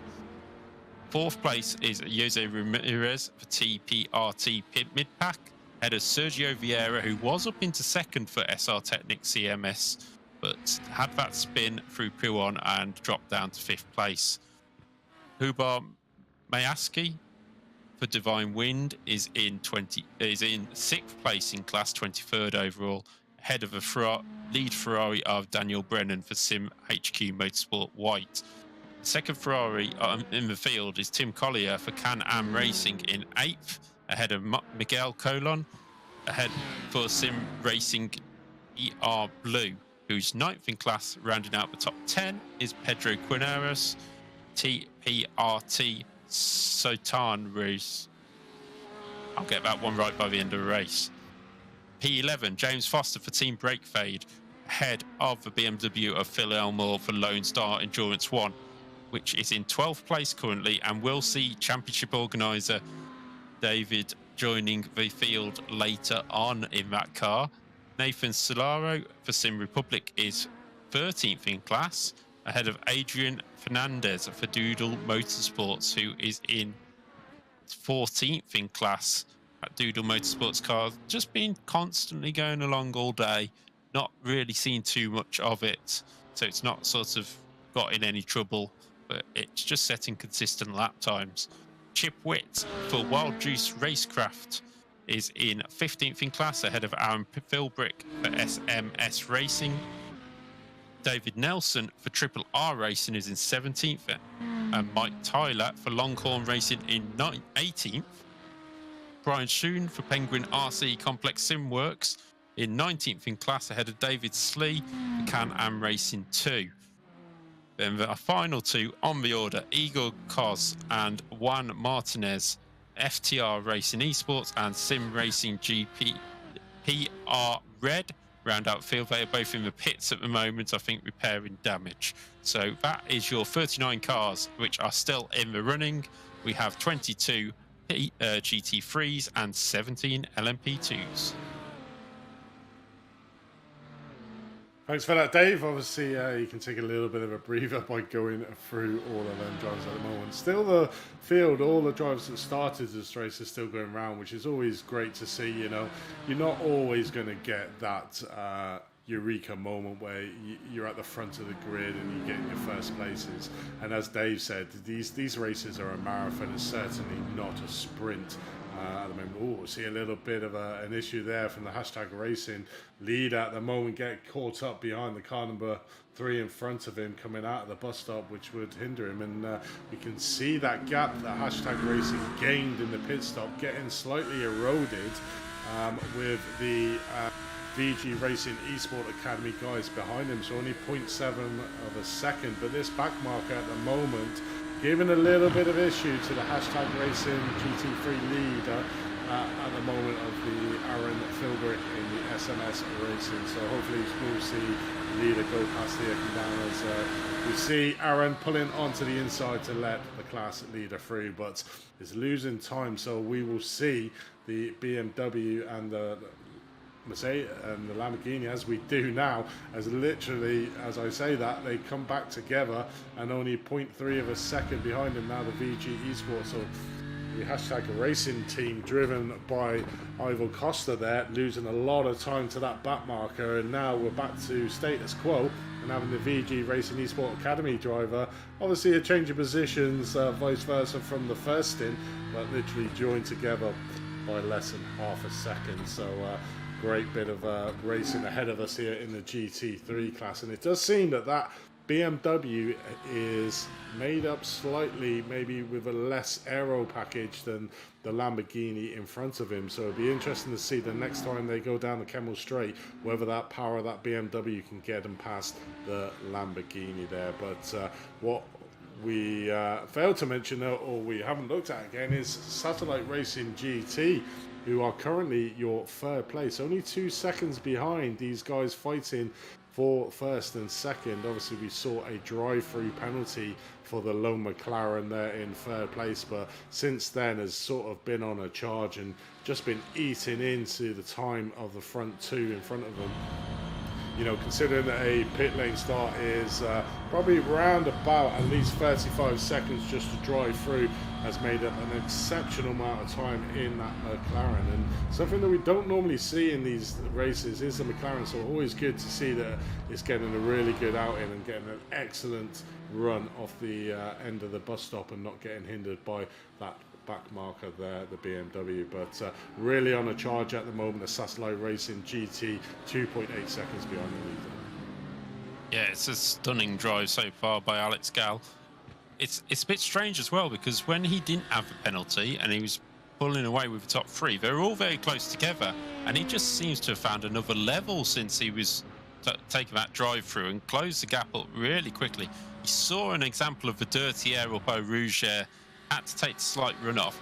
We do have a number of pit stoppers in the P2 field. Hashtag Racing has come out in second place. RD Sim Sports still owes a pit stop. Satellite Racing still in third place.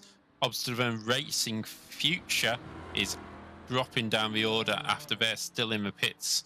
They're just leaving now. They were running second beforehand, so they have lost quite a bit of time to hashtag racing now. So I'm not sure if there's a situation where hashtag haven't changed drivers yet. Just having a look. Yes, Rui Carrero's still in the car, whereas Osbodon have gone for Rafael Ruiz Munoz to swap the driver. So that is an interesting move, a change of strategy there, and that's why they were a little bit longer in the pits. Imperial Motorsport also pitted on that lap. Leg Down Racing, Craft Dinner, and Pneumatic Motorsports Orange are all in the pits, which has put Satellite Racing, David Williams, the championship leader, up into third place currently, and he is also putting on a charge. So it's quite interesting that while hashtag are sort of leading both classes, Satellite Racing are really pushing hard, and I sort of make it the equivalent of when the hybrid rules come into F1 and Mercedes might have had to start at the back. The Satellite Racing team just seem to have that extra bit of pace coming through the field compared to other cars, and are really going to be challenging for both classes come the end of this race. Yeah, certainly are. You know, after the two disappointing starts, obviously doing really well off the line, the both Satellite Racing, LMP2 and the GT3 cars, but one getting into an incident, one getting into having a penalty, put them a bit down the field. So it'd be interesting to see where they finish up, but certainly making a charge at the moment. The Satellite Racing LMP2 car goes into second place, about 17 seconds behind the hashtag Racing 92 car. And in the GT3 class, you've got hashtag Racing currently leading that out with VG Sports just behind him, as we've got a replay here of Aaron Philbrook. Where is he out of track? Coming down into the bus stop here. Is he making? Is he overshot it? Yeah. Overshot it slightly there, a little bit too much. Lucky not to get a slowdown, because if you carry on and cut out that sausage curb, you get a rather hefty slowdown on there. But there's another penalty decision. Car 787, stern warning. Was that cutting? Yeah, I think what's happened is car 25 has got a drive-through penalty for avoidable contact with 787. So by the sounds of it, 787 may have spun, and the 25 may have ended up hitting them without them, with them rolling back. Maybe, I'm not sure. Maybe we might be able to pick that up on stream somewhere. But yeah, the two decisions coming up very early together. We might see it here. This is the 179 Zachary Sternhagen car, Team 38 Racing. Does he go straight on at the bus stop? Yeah, he does. Manages just to keep it onto the curb, and the Ghost Machine will carry on. But that was quite well saved by the driver of the 179 car. But here is the 721 now going straight on at low comp. The mistakes are starting to creep in. He uses the access road to rejoin the circuit. Can he do it carefully? Tommy Lee Cogan does so, and that's a lovely livery on that car. It is very nice, and exactly that. You know, you're getting into the stage now where you've got them indecisions to make. You know, am I going to try and pass this GT3 car, or should I just stay behind him and do it? And we're seeing a few incidents, a few penalties given out by the live stewards for people being a little bit optimistic, just trying to make that position up. And sometimes there's no real need to do it, you know, unless the driver that you're fighting off is right behind you. There's no real need. You know, you work together with a GT3 car to try and limit the amount of time that you lose between the two, because obviously if you yeet up the inside, not only you offline, so you lose a lot of time there, the GT3 car behind you has to go out wide to try and avoid you. So, you know, it's beneficial to both drivers of the LMP and the GT3 to work together to make sure that the pass can be done at a safe opportunity, to both drivers don't lose too much time in their race, and real benefit to each one. I mean, this is one of the ideal passing places.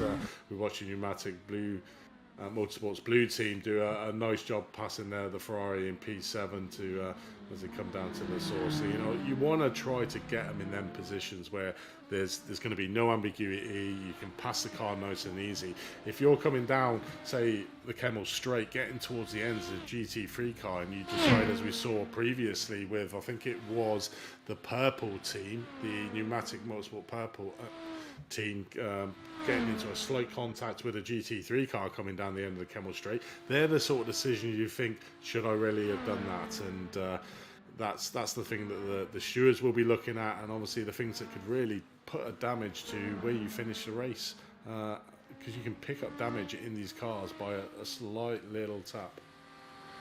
Yeah, exactly, and you just don't, you know, you don't want to cause much damage at all if you can get away with it. But even taking the curbs sometimes too aggressively can cause a little bit of damage, and the tap will sort of not end your race but make you have to pit, as we now see Miguel Colon up behind the TPRT car 469. So this is over 8th place in class and 25th overall, and it's got a close battle here between the Lamborghini and the Porsche, and you'll get a good idea of the two different cars' strengths and weaknesses here.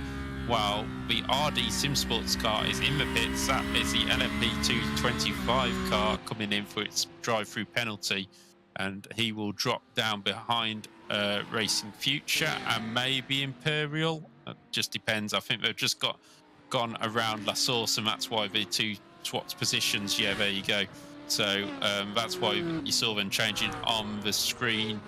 But yeah, Satellite Racing LMP2 came out in 7th place after their second stop. So David Williams still in the car there, so they're certainly extending his stint.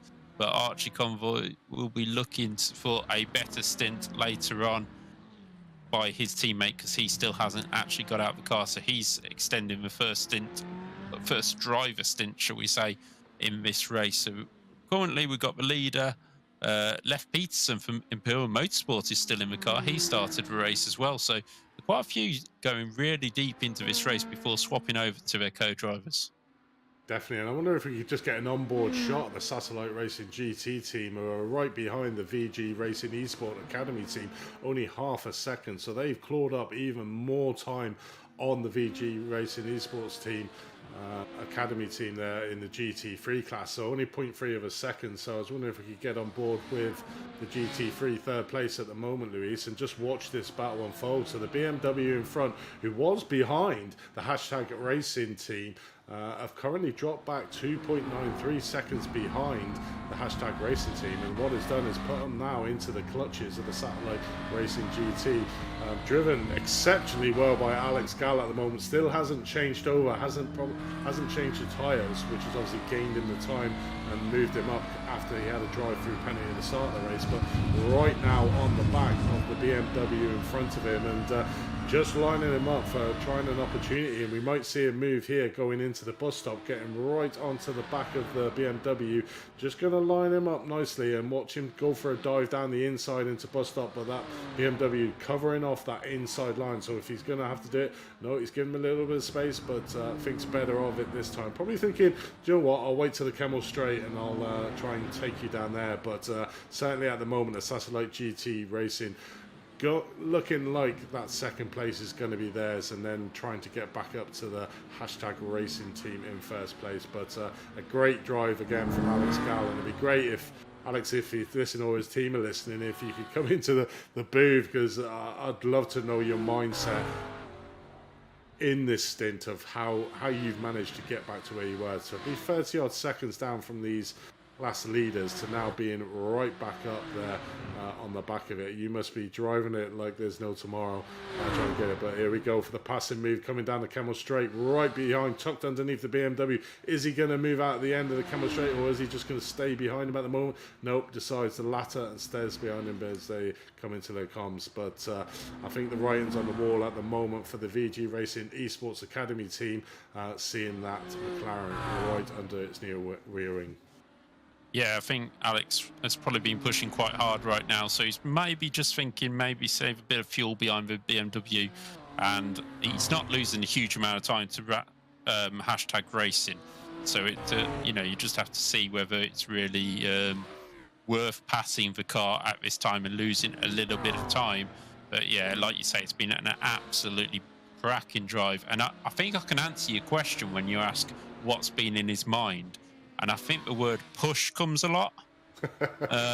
He wasn't giving berth or anything, but I think anyone who's been to a berth may have been on the radio to him just going, push and breathe, push and breathe. And I think that's the best way he can do it, because, in the end, it was his... we didn't see it on screen, but we believe it was his own mistake. Nobody else makes you do that. So the P2 coming through, you've got to keep your eyes open through this section. 3 P2s coming through, and they're still flat out for GT cars heading towards Blanchimont.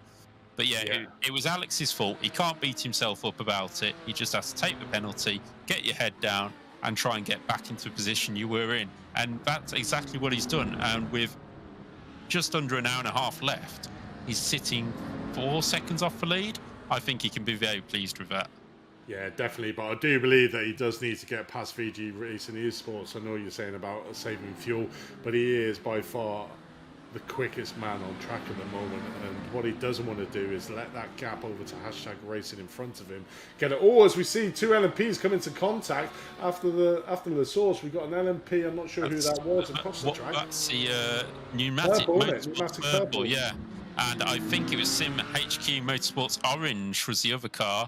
Side by side coming out, just didn't see each other, and it just collides together. Luckily, we don't get a repeat of Spa 98 with the cars coming back across the circuit, and quite well done by both P2 cars to stay out of the way. But yeah, it's just, you've just got to give each other just that little bit more room. As we also get another replay. This is Alex Gal, and has he moved? Yes, he has, up into second place. He heads up to the Kemmel straight towards Lecom, goes to the outside, and the straight line speed of that McLaren just takes him. Is he clear by the braking area? He is, and what a move that was by Alex Gal, racing for Satellite Racing GT, and that McLaren is on fire here today.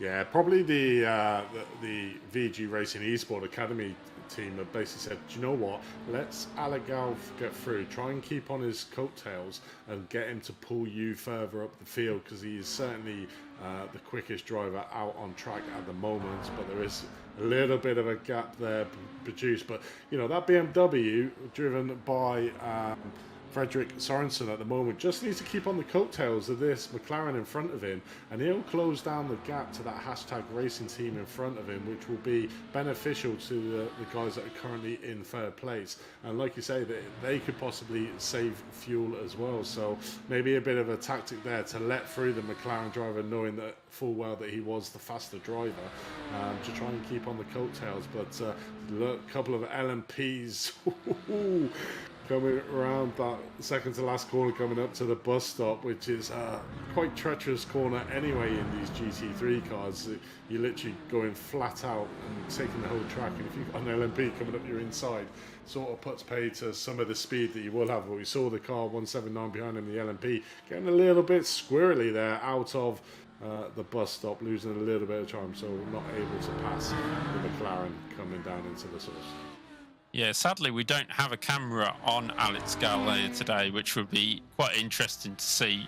One, his reaction when the penalty come up, but two, just whether he's sweating buckets at the moment or not, because the way he's driving is just on the edge throughout, but it hasn't looked on the edge, if you get what I mean. It's super quick, and he's that close to the edge of the car's potential, but he hasn't looked like he's going to make a mistake. He's been calm, collected behind the wheel. He's made the moves when he needs to make the moves, and he is now only 2.8 seconds off the lead of this race. And I think some people will be looking at the setup on that McLaren and wondering whether they need to change to the McLaren too, because this is certainly a drive and a half by the Frenchman. But let's not forget, hashtag Racing and VG's Racing Esports have both changed their driver, whereas Alex Gal was in from the start. So that is another sort of 20 seconds that the Satellite Racing GT team have to equate into one of their pit stops further down the line. Yeah, we saw in the timing overlay there that obviously the last lap he lost 0.8 of a second, and that's probably the green light for the Alex Gal to make the move, because he didn't want to lose too much more time over the hashtag racing team. We could see him the previous laps just gaining a couple of attempts here per lap over the current leaders in the GT3, but that last lap 0.8 of a second down, maybe due to a lot of LMP2 involvement around the battle as he was fighting with the VG Racing Esports guys, but certainly now deciding we can see him in the same picture now just behind the Lamborghini that we're currently watching of Ivo Costa, currently leading the GT3 class in hashtag racing. You can see the McLaren there just in the background, you know, ever close in, just getting closer. It's a bit like Jaws music coming on is in my head at the moment, watching this McLaren just closing up on the back of this Lamborghini. Yeah, I'm just having a look in the chat. We both have the chat open for Champion Sim Racing and Apex Racing TV, and there's support for SR Technic from Nuno Viagra. I think that's a name we know. I recognise it from the GT Pro Series, I think. Yeah, I do. So great to see Nuno in the chat here, and Mo Money is an IMSA team member here.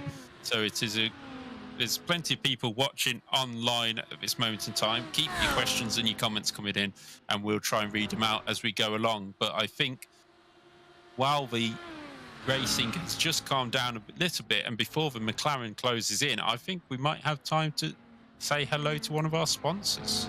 Yeah, definitely. And you read my mind again. We're so in tune today, Dave. It's unreal. So just a shout out to Complex Simworks. If you're looking for high quality and affordable 3D printing sim racing accessories to take your sim racing experience to the next level, check out Complex Simworks.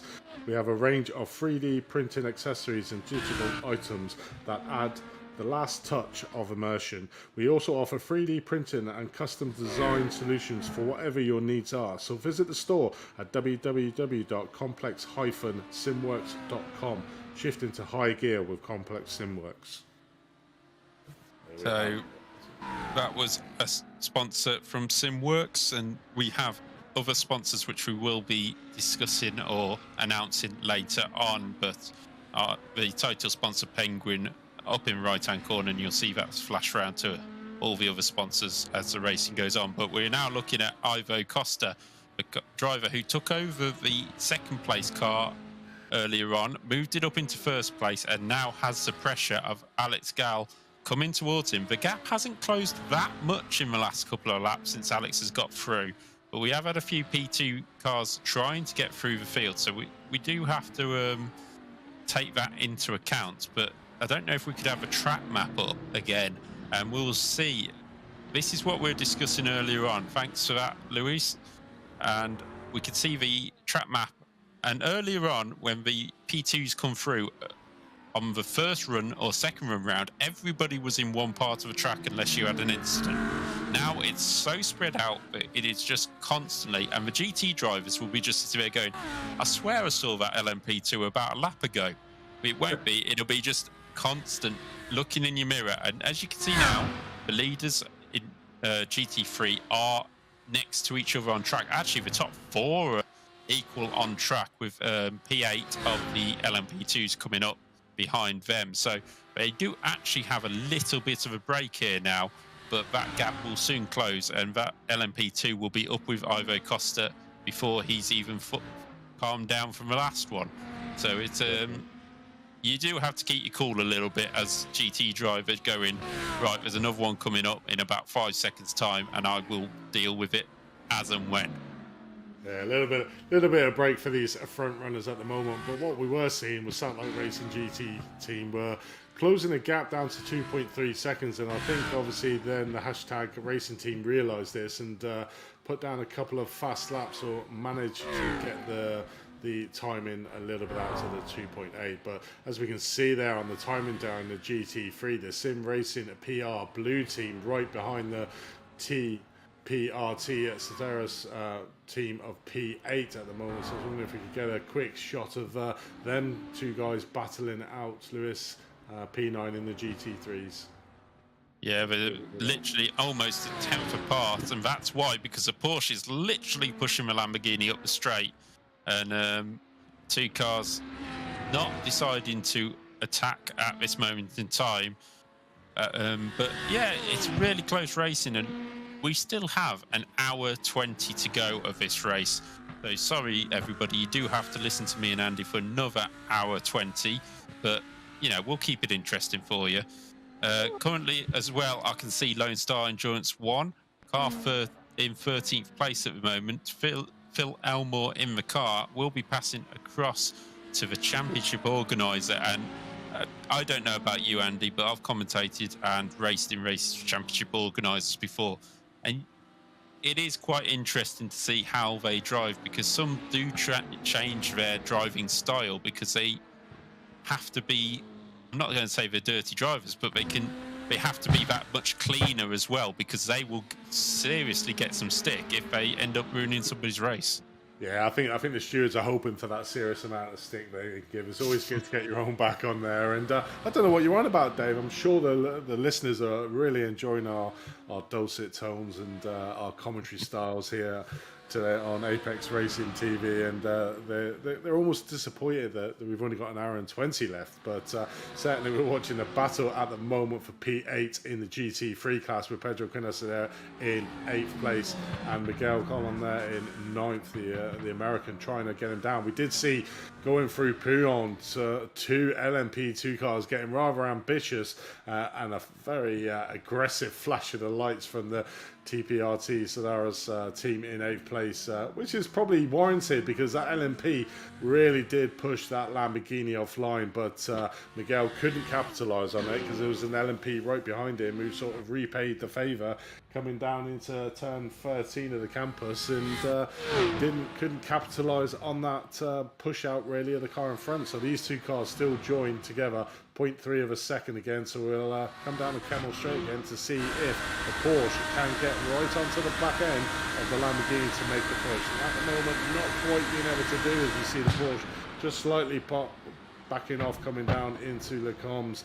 But that Porsche, not notoriously fast in a straight line, but is exceptionally well under braking and out of corners. So again, you know, you would expect the Lamborghini to maybe keep its lead or extend it slightly through this part of the section of track, but then the Porsche coming into its own as soon as they get past Pouillon with the tight corners that they have to do. So we'll see if the Porsche driver there of the Sim Racing PR Blue team are able to overcome the Lamborghini, the rather brightly coloured Lamborghini, I must say, in front of him. But do love the liveries that we do have here in this series. There are some fantastic ones out there on the track. Yeah, I think we've got 3 more streams to go through all the liveries and pick our favourites, so we'll keep livery watch for a little bit later. We do have a question in the chat from Kaku Jungo, who says, has the leader in LMP2 had the same amount of pit stops as the rest? And I believe he has. The only difference is that #Racing92 has not changed drivers yet. Quiros has been in the car for 1 hour 44 now. Rafael Ruiz Munoz for Racing Future in 2nd place has swapped drivers, and Leif Peterson for Imperial Motorsports Shake has not. So 1st and 3rd and 5th and possibly 4th, I'm not 100% sure on that, have not changed drivers yet. As I also noticed further down, we had we've got Oscar Convey in the RD Sim Sports car now, so a change of driver there. They're down in 10th place. Yeah, definitely. I mean, he's got a commanding lead at the moment as the #Racing92 driver. As we say that, he jumps into the pit, so it's probably looking at 2 people doing this race, which is an ideal opportunity now to swap over the drivers. Got a 57-second gap lead, so we should see a change of driver, and it looks like the #Racing92 team are going with a 2-team lineup for this race here at Spa. So we'll be able to tell you that shortly once that car gets into its pit box. But it seems like an alternating, it must be in these cars going right past the GP pits and coming down and making sure you don't hit the wall, because that corner that we just watched on screen there is really tight in these cars, and we've seen in the past a few drivers hit into the wall going around there, and that's certainly something you don't want to do. But we watched the hashtag Racing 92 driver coming in for his third pit stop of this 3-hour race, and probably see a tyre change with a driver change this time round. Yeah, I'd suspect a tyre change. Whether they may have already done one, I don't know, but I suspect there'll be a driver change this time by Ruquera still sitting in the car. You won't see it change. Yes, it does change on the timing screen. So Pedro de Souza gets into the car for hashtag Racing 92, and that will cost the team about another 20 seconds on the pit stop that they wouldn't change drivers on. So they do lose the lead of the race, because that shows you how long that pit lane is. They only just managed to change drivers, and that 50-second lead is gone. So that time on the limiter is huge in these LMP2 cars. Not so much in the GT cars, obviously, because they're not traveling as quickly down the straight.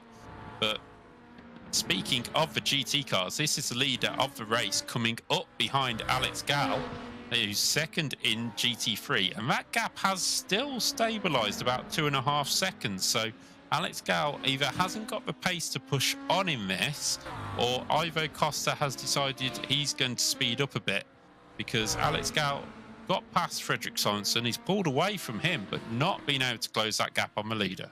No, definitely not. And yeah, he's been in the seat now for an hour and 47 minutes. It's coming to the end. We should start seeing the GT3 cars coming in within the next 10 to 15 minutes for their second round of stops, and I'm pretty sure that we will see Alex giving up the chair to somebody else. But it'll be interesting to see if that second driver within that Satellite Racing GT team trying to get up and overtake the current GT3 front runners of hashtag Racing team. So only 2 point, but as you can see there, I mean, that is a classic example.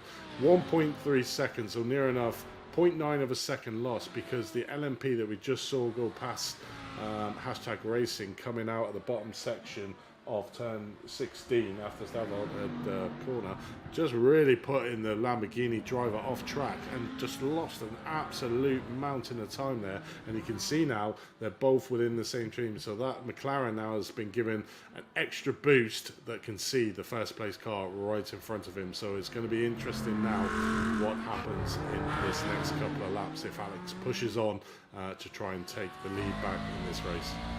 Yeah, you'll probably see the GT3 cars pitted in another 12 minutes or so. The LMP2s having their third stops around about now. It just shows you, though, how much fuel can be saved by a driver, because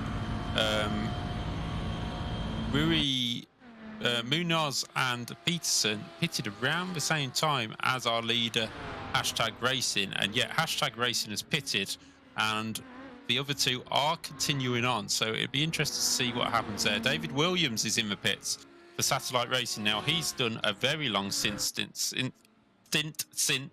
we'll get there. Stint since the start of the race, and he is in for the championship leaders, who worked their way up to 6th place so far, but obviously they're looking to try and get somewhere near the podium if they can. So let's see what their next driver can do, because David Williams will probably be out the car this time by. I don't know if they've got fair share in this race for the drivers. I believe they might do. So you can't have one driver doing 2 hours 59 and then pitting and putting another driver in. So David Williams comes into the pits, and let's see if he changes driver. LMP field right down the end of the pit lane. Absolute age down that hill. And we see him pull it into the pits. And do they change drivers? Yes, they do. Paul Darling jumps into the car. So Paul Darling will take this car probably to the end of the race as a 2-driver effort.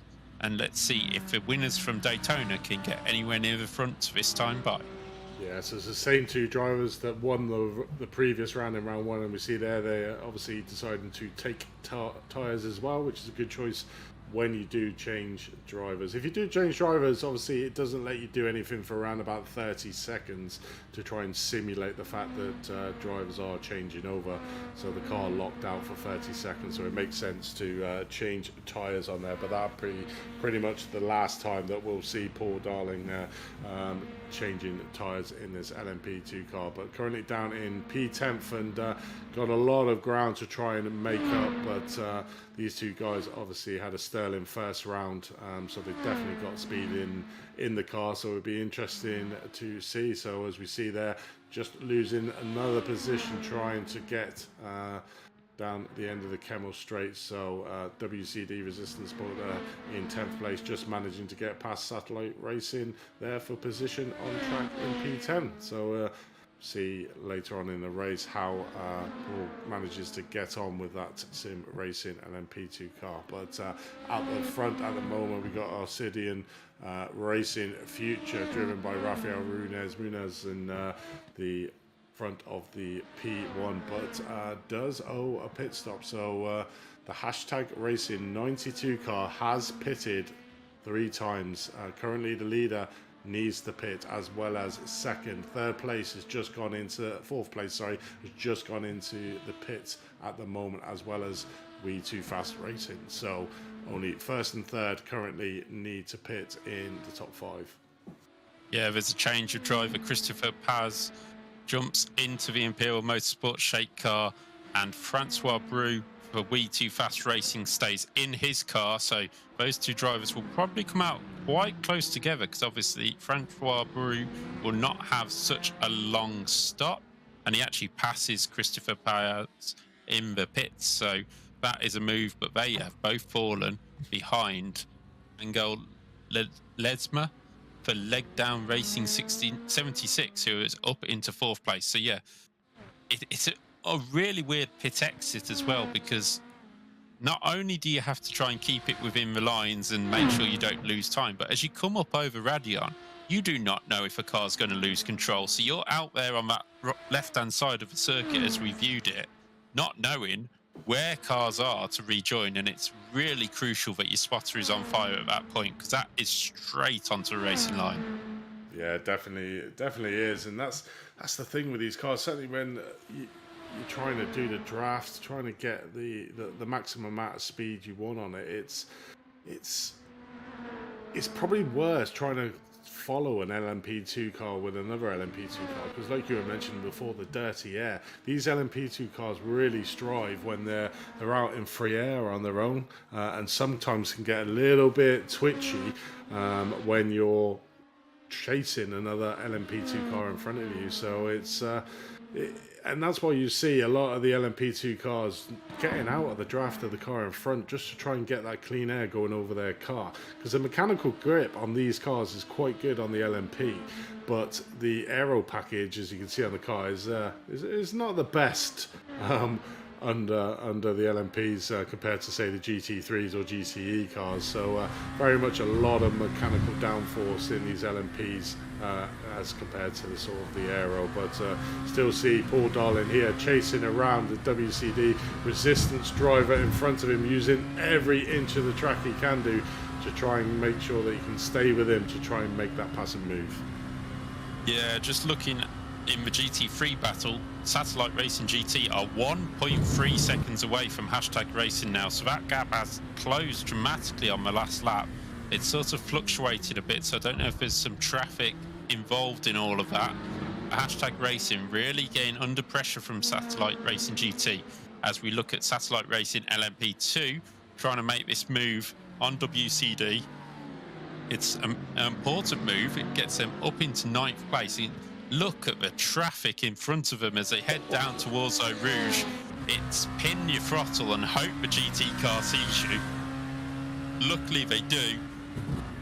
And what a little lift in. Oh, a little lift. Oh, ooh, contact. There's contact at the top, but I don't think it went off. I think it was the purple entry of Pneumatic Motorsports Purple on the right. Probably Tuxedo Racing on the left.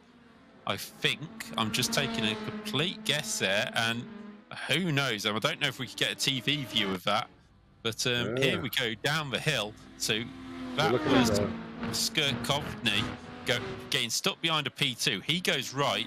Somebody else goes left. It was the purple car on the left, and then yeah. Coveney, it was basically, he was coming up a Rouge, and the GT3 car in front of him was obviously, as it is, a lot slower, and he didn't realise that, and near enough went into the back of him, went off to the right hand side to try and avoid him, just got it slightly wide. So you know, that's the LMP car there, not realising, or did realise, or didn't realise, however you want to look at it, that a GT3 car would come that quickly upon him, but nearly got caught out and caused a big accident, because there was a lot of cars around him. And Oscar at the moment not too happy with the car in front of him, as we see him trying to make a move down here into the latter half. It's car number 7, which I think is one of the back markers, Joey Dominguez. Oh no, it's not. It's a car he's fighting for. So I'm not sure why he's flashing him, actually. Maybe he tried to put him off, I don't know. But those two cars getting in a little bit of an incident there. But certainly got a bit of grit between his teeth as now Oscar, like, continually flashing. I mean, I don't know what your take is of this, Dave. You know, incidents do happen out on track, but do you really need to flash your lights at a car like at every single opportunity? Once or twice, just to say either you're happy or not happy. But it's a bit off-putting when there's just constantly flashing the lights. I'm not one for it. I'm not one for it, but I can think that it's got more to do with just trying to distract the driver than anything sort of happening out on track, because those two drivers are actually sort of... Coveney may have made contact actually with the WCD car on the top of Eau Rouge, but Oscar wouldn't have known, you know, neither car wouldn't have known where each other was, because WCD couldn't back off because Satellite Racing were right up behind him, and so he just had to go through the gap and hope. It's worked out brilliantly for Paul Darling in the Satellite car, as he managed to pass both of them in that small area. But back at the front of the GT3 field, the gap did cruise down to 0.8 of a second at one point, so I don't know if there's a mistake somewhere by Costa, but he's now extended it back out to 1.7, and these two really going hammer and tongue, no backing off on the pace. So it'd be really interesting to see when will Alex Gal come into the pit and hand that car up. I think he's stuck to the seat. I seriously think he's stuck to the seat. I mean, we are getting now into the realms of the second stops for the GT3 cars. You know, 2 hours. I think it was around about 1 hour and 4 minutes for the first stop. So we will be seeing a lot of the GT3 cars coming in for their pit stop, and it'd be interesting to see what happens during that round. I mean, Hashtag Racing have pretty much drove an impeccable round at the moment. Not really got caught up in a lot of incidents.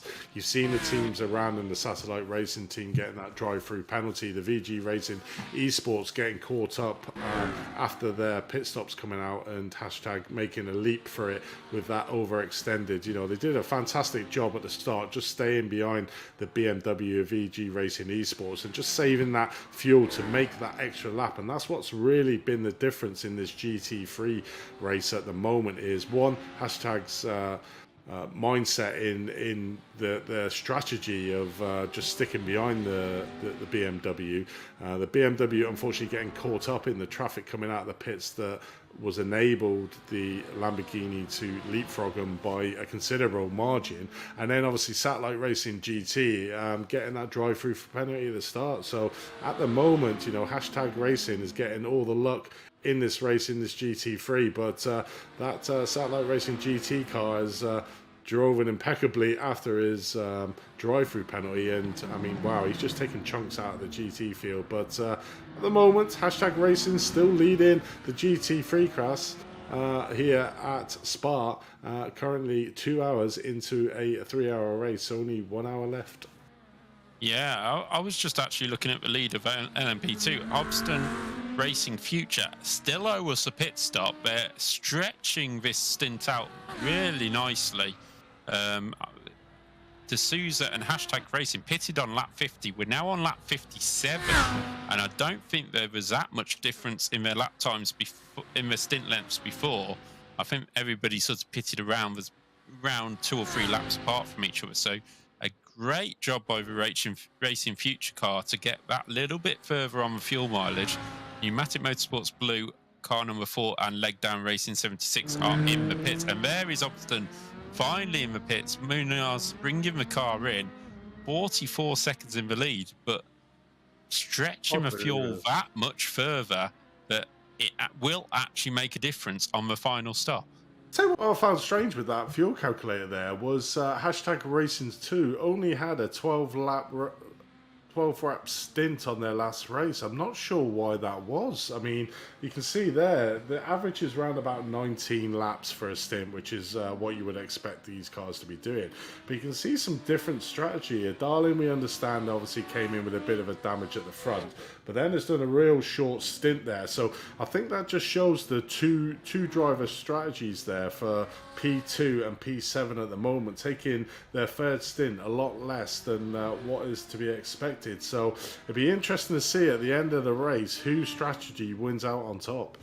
Yeah, it would explain the massive lead hashtag had when they came into pits. They had about 57 seconds, and I wonder, it's been mentioned in the chat here by Antonio Rodriguez, that hashtag may have took, because the cars need a short last stint to make it to a flag. Have they moved that short stint into the race so that they pull away, get away from all the trouble, which they did by 57 seconds, but then they'll come back to the pack a little bit later on because they won't have that short stint where they've got the light car to push on. So, well, most teams will go full tank, full tank, full tank, full tank, and then at the end have a short tank. Maybe hashtag have put that into a race. Dave, just to quickly interrupt you there, Satellite GT Racing have come in the pits. They were 4-5 seconds behind hashtag Racing. Have they had an incident out on track? The car does look okay. I don't know if you're able to give us a replay, Lewis, but certainly Satellite Racing GT did lose a lot of time on that last lap to hashtag Racing. So whether it was an involvement with an LMP2 car got off track or something, but certainly lost around about 2-3 seconds on that last lap. And obviously you can see a little bit of scuff marks down the left-hand side of that McLaren, but overall it looks like it's in a decent place. So we should see Alex getting out of the car for a well-earned break. If he can get out. If he can get out and not glued in that seat and having a change of tyres. So it'd be interesting to see where they come out after this round of pit stops. Yeah, Liam Rance has just got in the car, so that is the end of a stint for Alex Gal. Car 14, drive-through penalty for avoidable contact on rejoining the circuit. Car 14 is the James Stacey Pneumatic Motorsports purple car. We've seen that car have a few incidents in this race, and it's yet another one there for the car 14. So they will have a drive-through penalty. Liam Rance has got into the Satellite Racing GT car. Now the question is, can Liam close that gap to the hashtag racing car later on in the race? Will we see them take tyres in this pit stop? We now switch to Ivo Costa, the leading GT car, who is pushing his way round. Now, is he? The other point is he going to put this Satellite Racing GT car a lap down as Satellite Racing fall behind mid-pack because of their driver change? There wasn't one for mid-pack, so Jose Ramirez stays in that car. Liam Rance will be heading out of the pits very shortly. Overtaking tyres as well on that McLaren. Not surprising, because Alex will have absolutely killed him if he hasn't, or if he... with the push through the field, if they hadn't changed them already. So we're just having a look. He joins the circuit, and there won't be quite a lap down, but that is a huge margin to try and close up. But you never know. And hashtag pitted on lap 28 last, so they owe us a pit stop compared to the Satellite GT cars. Definitely, and Liam Rance there is a new driver for this season into the car. Obviously didn't drive in the first round, so it'll be interesting to see the pace of Liam around this Spa track compared to Alex. Obviously had an exceptional round, a couple of incidents for him, so bittersweet I think for Alex overall, but has put put Liam in a good fighting position for that podium place in the GT3 class at the end of this race, as we see VG Racing Esports Academy go in for their second pit at the moment. So it'll be interesting to see if they swap around drivers or keep the driver, and whether Satellite Racing GT and TPRT mid-pack can overtake them in the pit stop. So 1 minute 29 down is TPRT mid-pack, so should leapfrog the VG Racing Esports in this pit stop round. So it's interesting, isn't it? These pit stops really play a big part in these races, and a lot of the races can be won or lost with the strategies that the teams go into the pits with. Exactly, and these teams will have worked out their strategy long before this race started and had a couple of strategies in mind and then adapt them depending how the race gets on. As you see Ramirez coming down into a bus stop chicane in that Hawaiian-style Lamborghini. I'm sure I've got a shirt with that print on somewhere. But he continues round and will move up into second place very, very shortly. But just looking at the field in general, Paul Darling up to 4th place in LMP2 now. So that is a cracking drive by Satellite Racing, because I've got to be honest, like coming through the field with the GT cars like Alex did, I'm not going to say it's easy. It's obviously not. But if you've got the pace in the GT cars, you've normally got a pace advantage. With LMPs, there's a lot of downforce there, so it's hard to find the areas to gain the time. That's what I'm trying to say. We'll get there in the end. But yeah, there's a lot of downforce, so going through fast corners, it's harder to gain the time that you might gain if you're a GT car.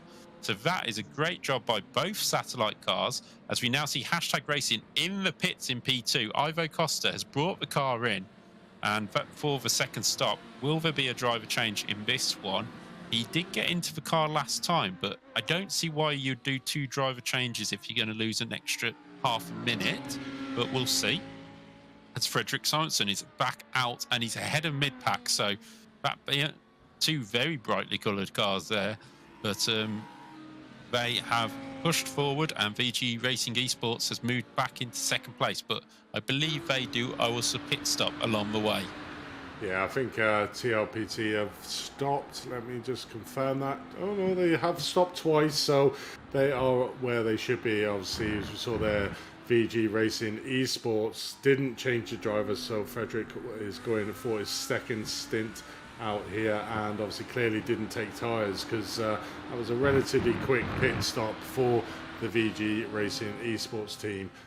Overall, round about the same as normal cars for taking fuel only, but yeah, still manages to keep the BMW currently in second place at the moment, behind the Hashtag Racing team at the moment, but they are at pit exit at the moment, so it'll be interesting to see on the next lap if any time has been gained or lost within the pit stop. But that TPRT mid-pack team doing well, and obviously now got an opportunity to try and get that second place from the VG Racing Esports Academy team. So it's going to be an interesting couple of laps to see what happens with that battle, as well as obviously Satellite Racing GT, although 16 seconds off the pace, has got a lot of ground to make up, does Liam, in that car, but we'll see his pace, see how competitive he is compared to Alex, and whether he can claw down that gap. But yeah, it's all happening at the moment in the GT3 class, and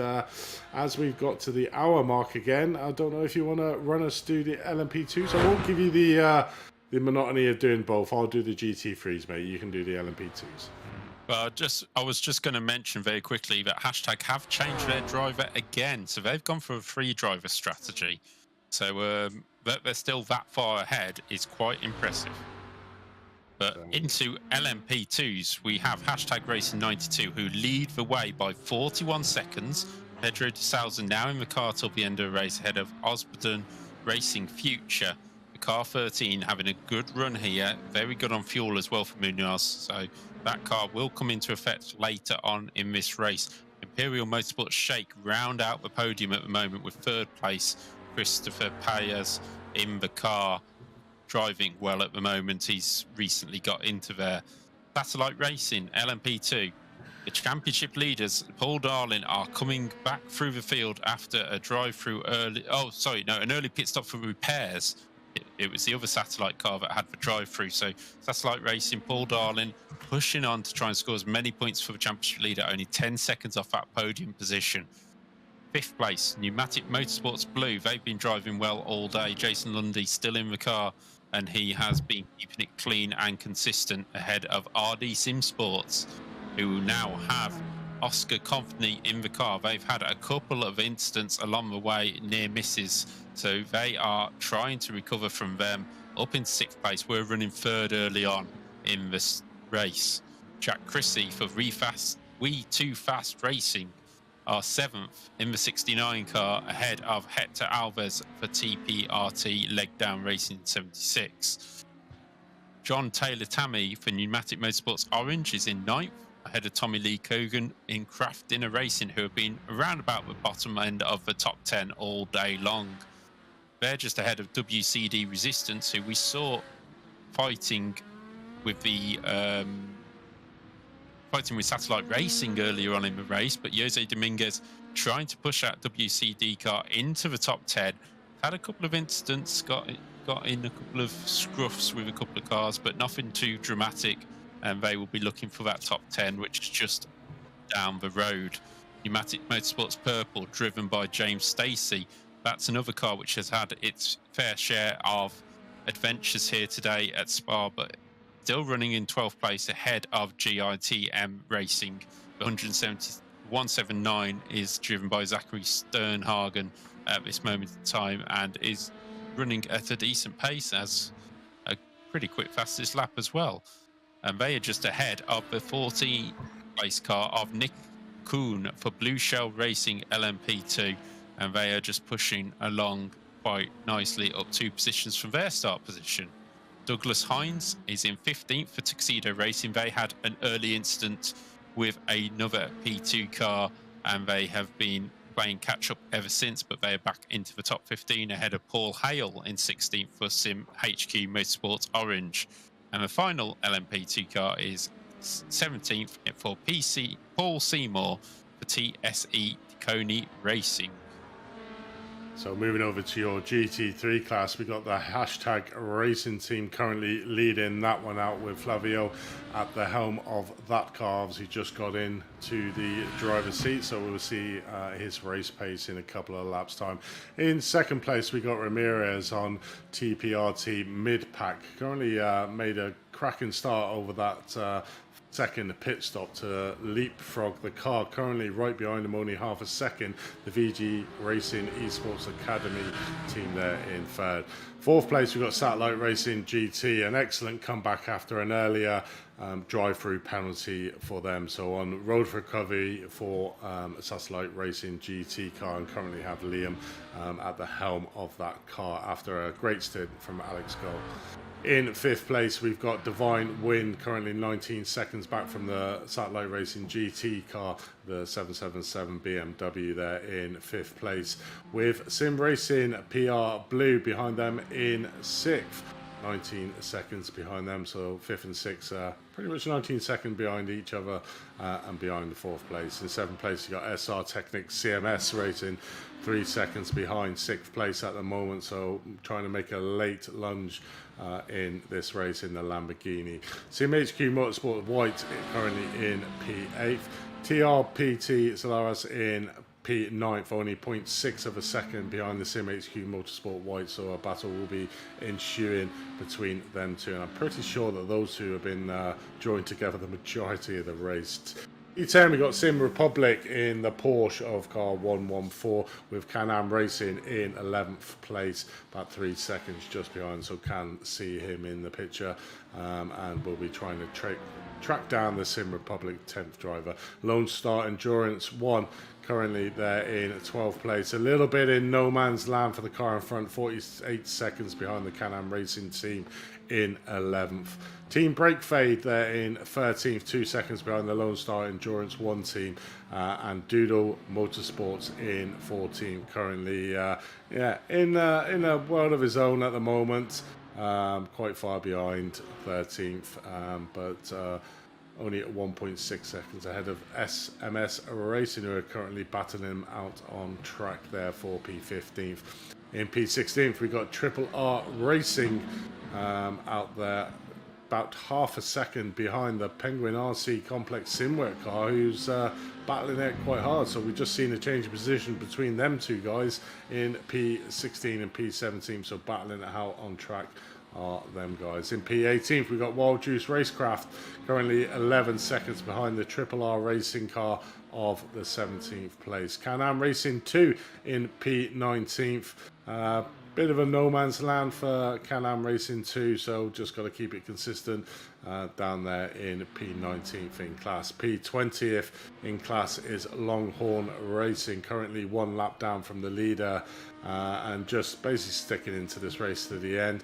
And unfortunately, it looks like we have our first retiree from the session, FTR Esports there, in 21st, that are out 21 laps down. So there's your GT3 class, and we come into the last 45 minutes of this race, and we can see all the headlights on for the cars. So getting a little bit darker. I don't think we'll see any nighttime racing, but certainly will be getting darker as the race progresses on in this 3-hour endurance race here around Spa. And just a quick shout out to our title sponsor, Penguin RC Simulation.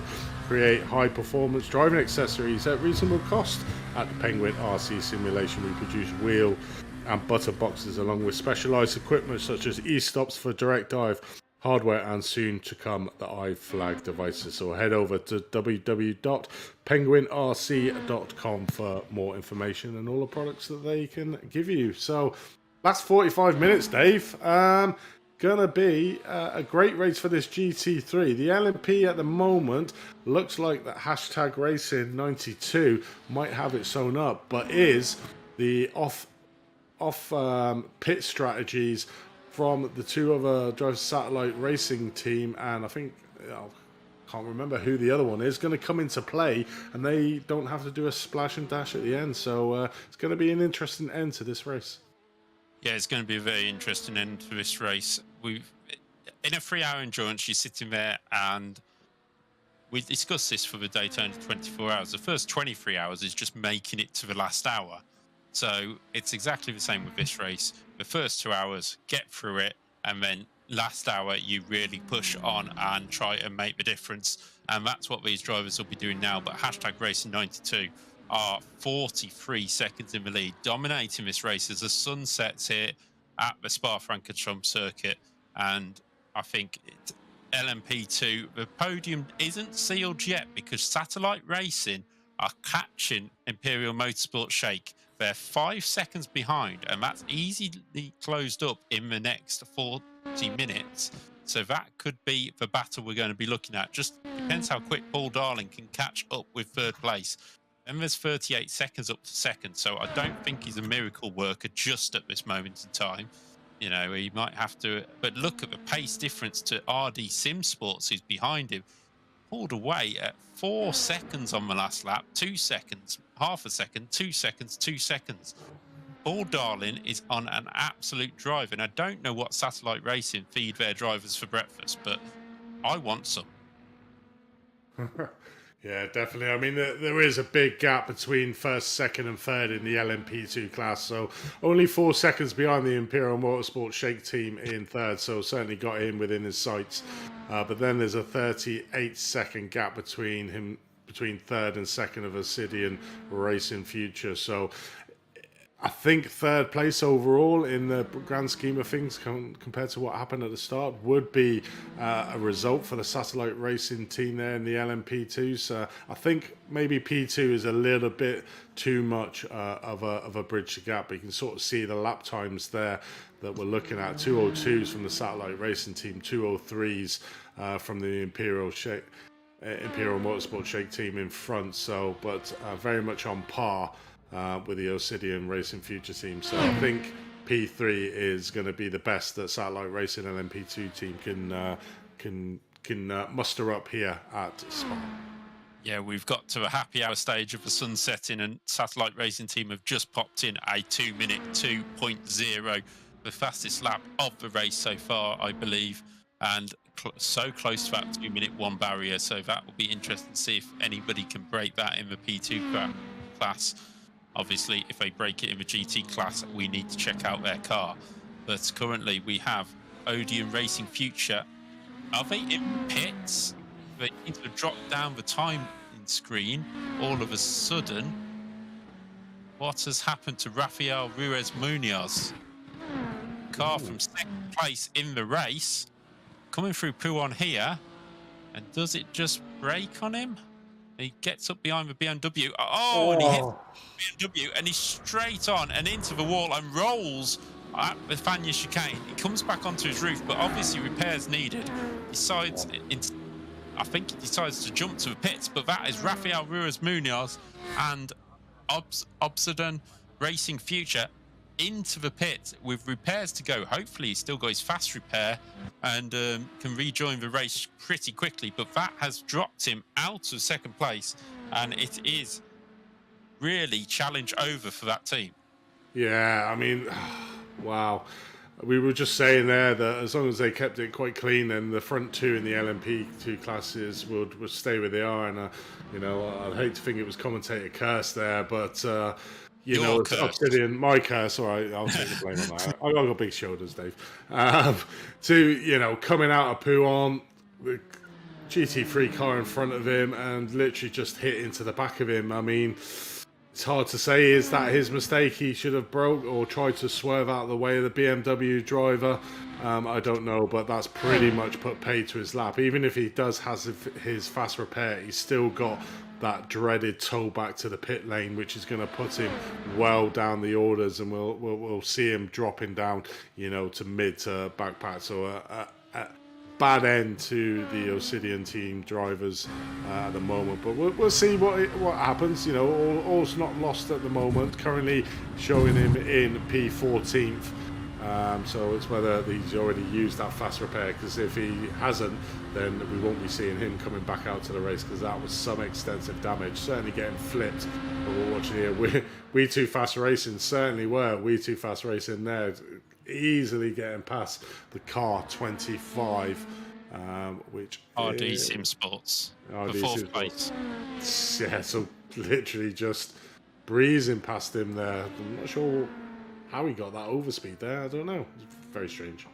Possibly just a run off Eau Rouge. I did notice the white BMW that was involved in the Racing Future accident coming back out of the pit, so they did have their fast repair or decided to get into the pits, see what the repairs were, and just live with what they've got. So they continued on. In terms of that incident, I think the BMW pretty much showed where he was going to stay in terms of the circuit, and the P2 may have just misjudged it and thought he was going to leave the inside line open. But yeah, if I was a P2 sitting second, I would have took that a little bit more cautiously, but I can certainly understand how it's happened. Definitely. But a bit of controversy and a bit of incidents at the end of this one for the Obsidian team racing. It looks like they are still in the pits, and they may have already used up that fast repair there as we watch RD Simsport probably doing it right, just getting off the power, letting that GT3 car pass on the corner, and then bending it up. But we see him here going into the pits. Is this going to be his fourth? Yep, this is his fourth stop at the moment, and this should be his last. So it looks like the guys that are on the normal pit strategies may have win out here, because we've got 36 minutes left of this race, and that's pretty much the time for a full tank of fuel.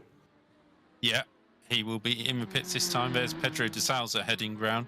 I mean, you just don't know who might have fueled for what amount of time, but Satellite Racing 1 second behind Imperial Motorsports Shake, who found themselves into second place due to that incident for the Obsidian Racing Future car. So Satellite Racing about to move back into second place, where they were when they first had well, actually they haven't been as high as third in this race. They started third, dropped back early on the first lap, but now you can see the distance between the two cars.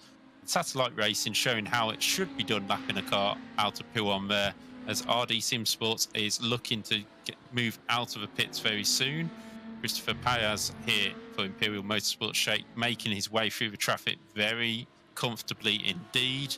You can see the pit strategy for the third place darling car.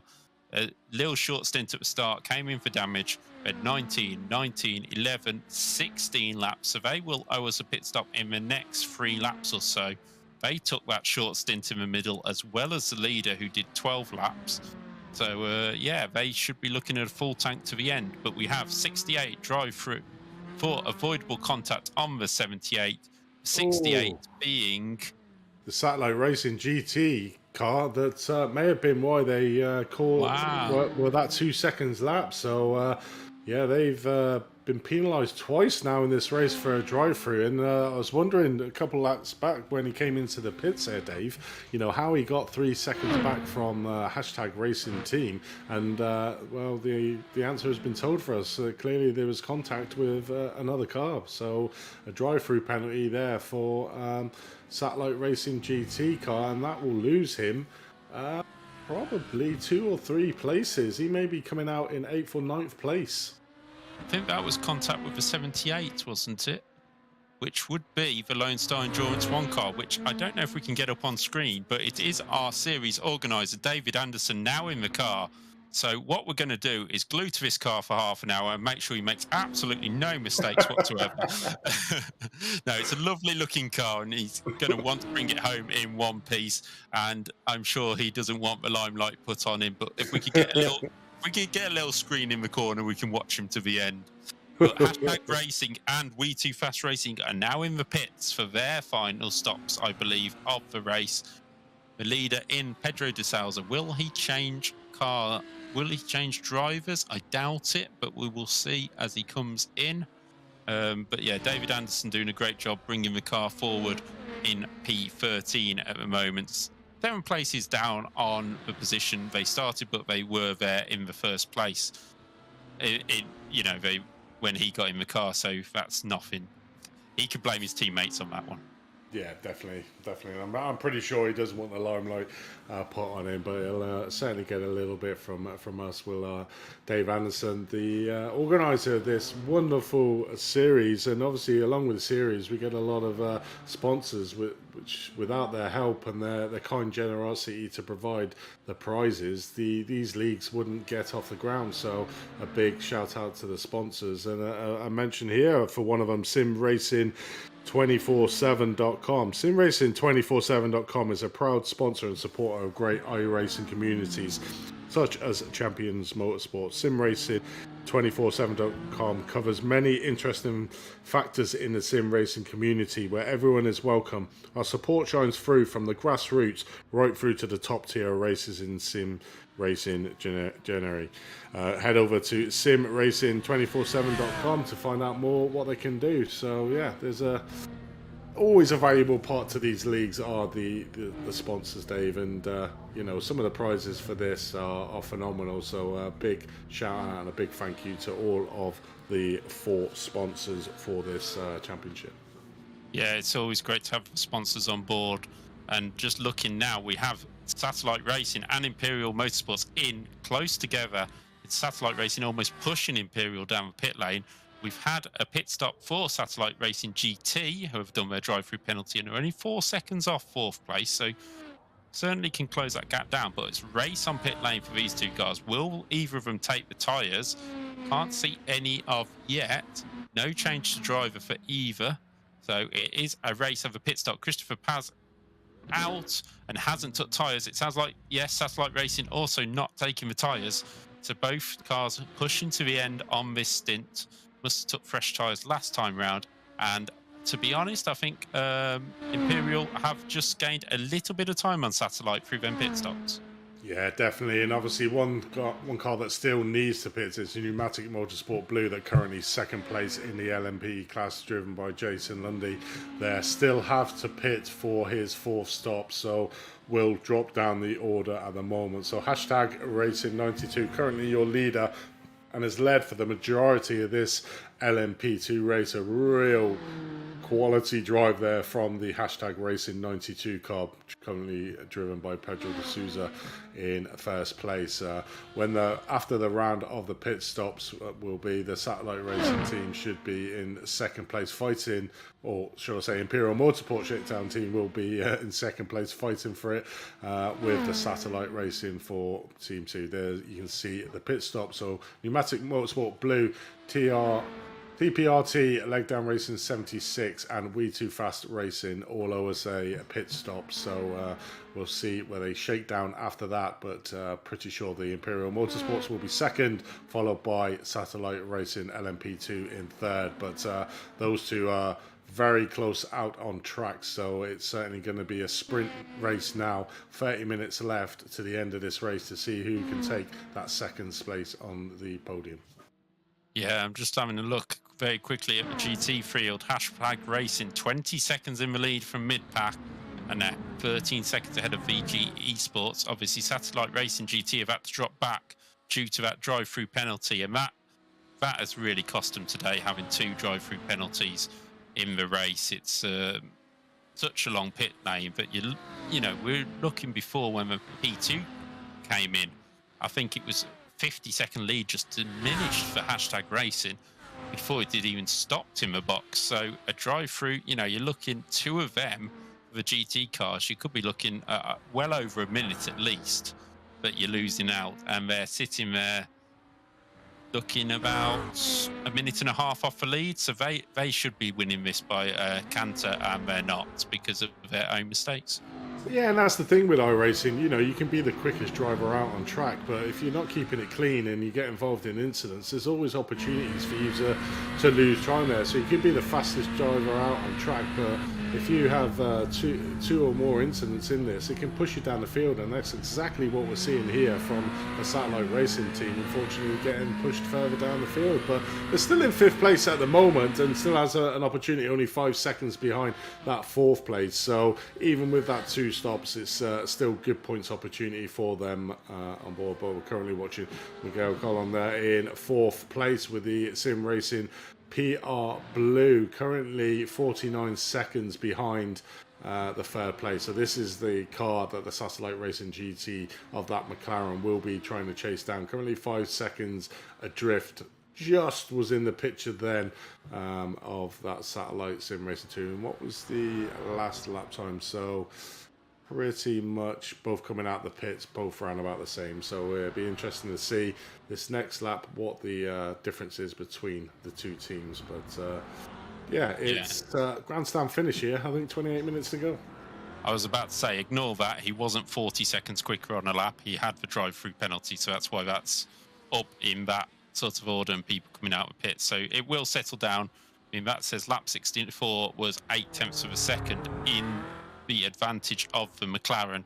That will be enough to close the gap, but will he be able to do it quick enough to make a move on Sim Racing PR Blue? I'm not too sure. Currently in the GT class, we have Lamborghini 1 and 2 from the VG Racing Esports BMW, and then the Sim Racing Porsche, the McLaren in 5th, and 2 more Lamborghinis.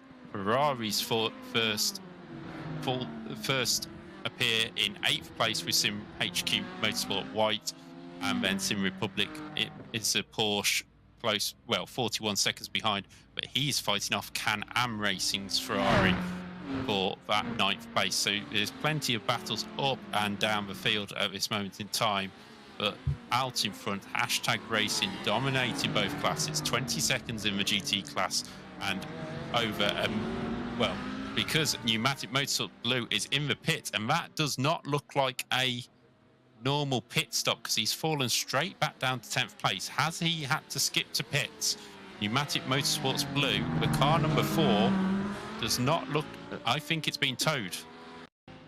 I mean, he was due to come in for a pit stop. He was one of the ones owing us a pit stop, but we'll have a look here. Coming in with car number 243, the BMW.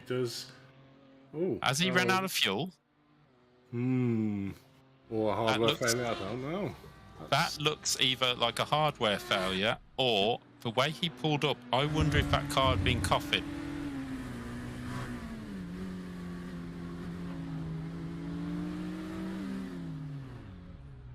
Certainly sounds like it. I mean, That was coughing. didn't sound very clear. Yeah, so I think Mason Lundy has gone that lap too long and has had to tow from the pits. So they were running second. That has put Leg Down Racing, who are 2.5 minutes off #racing, up in second place. And a great job there by Hector Alves. Well, to be honest, I think Leg Down have been sitting around the bottom half of the top 10 for the majority of the race and have moved their way up quietly, kept it clean.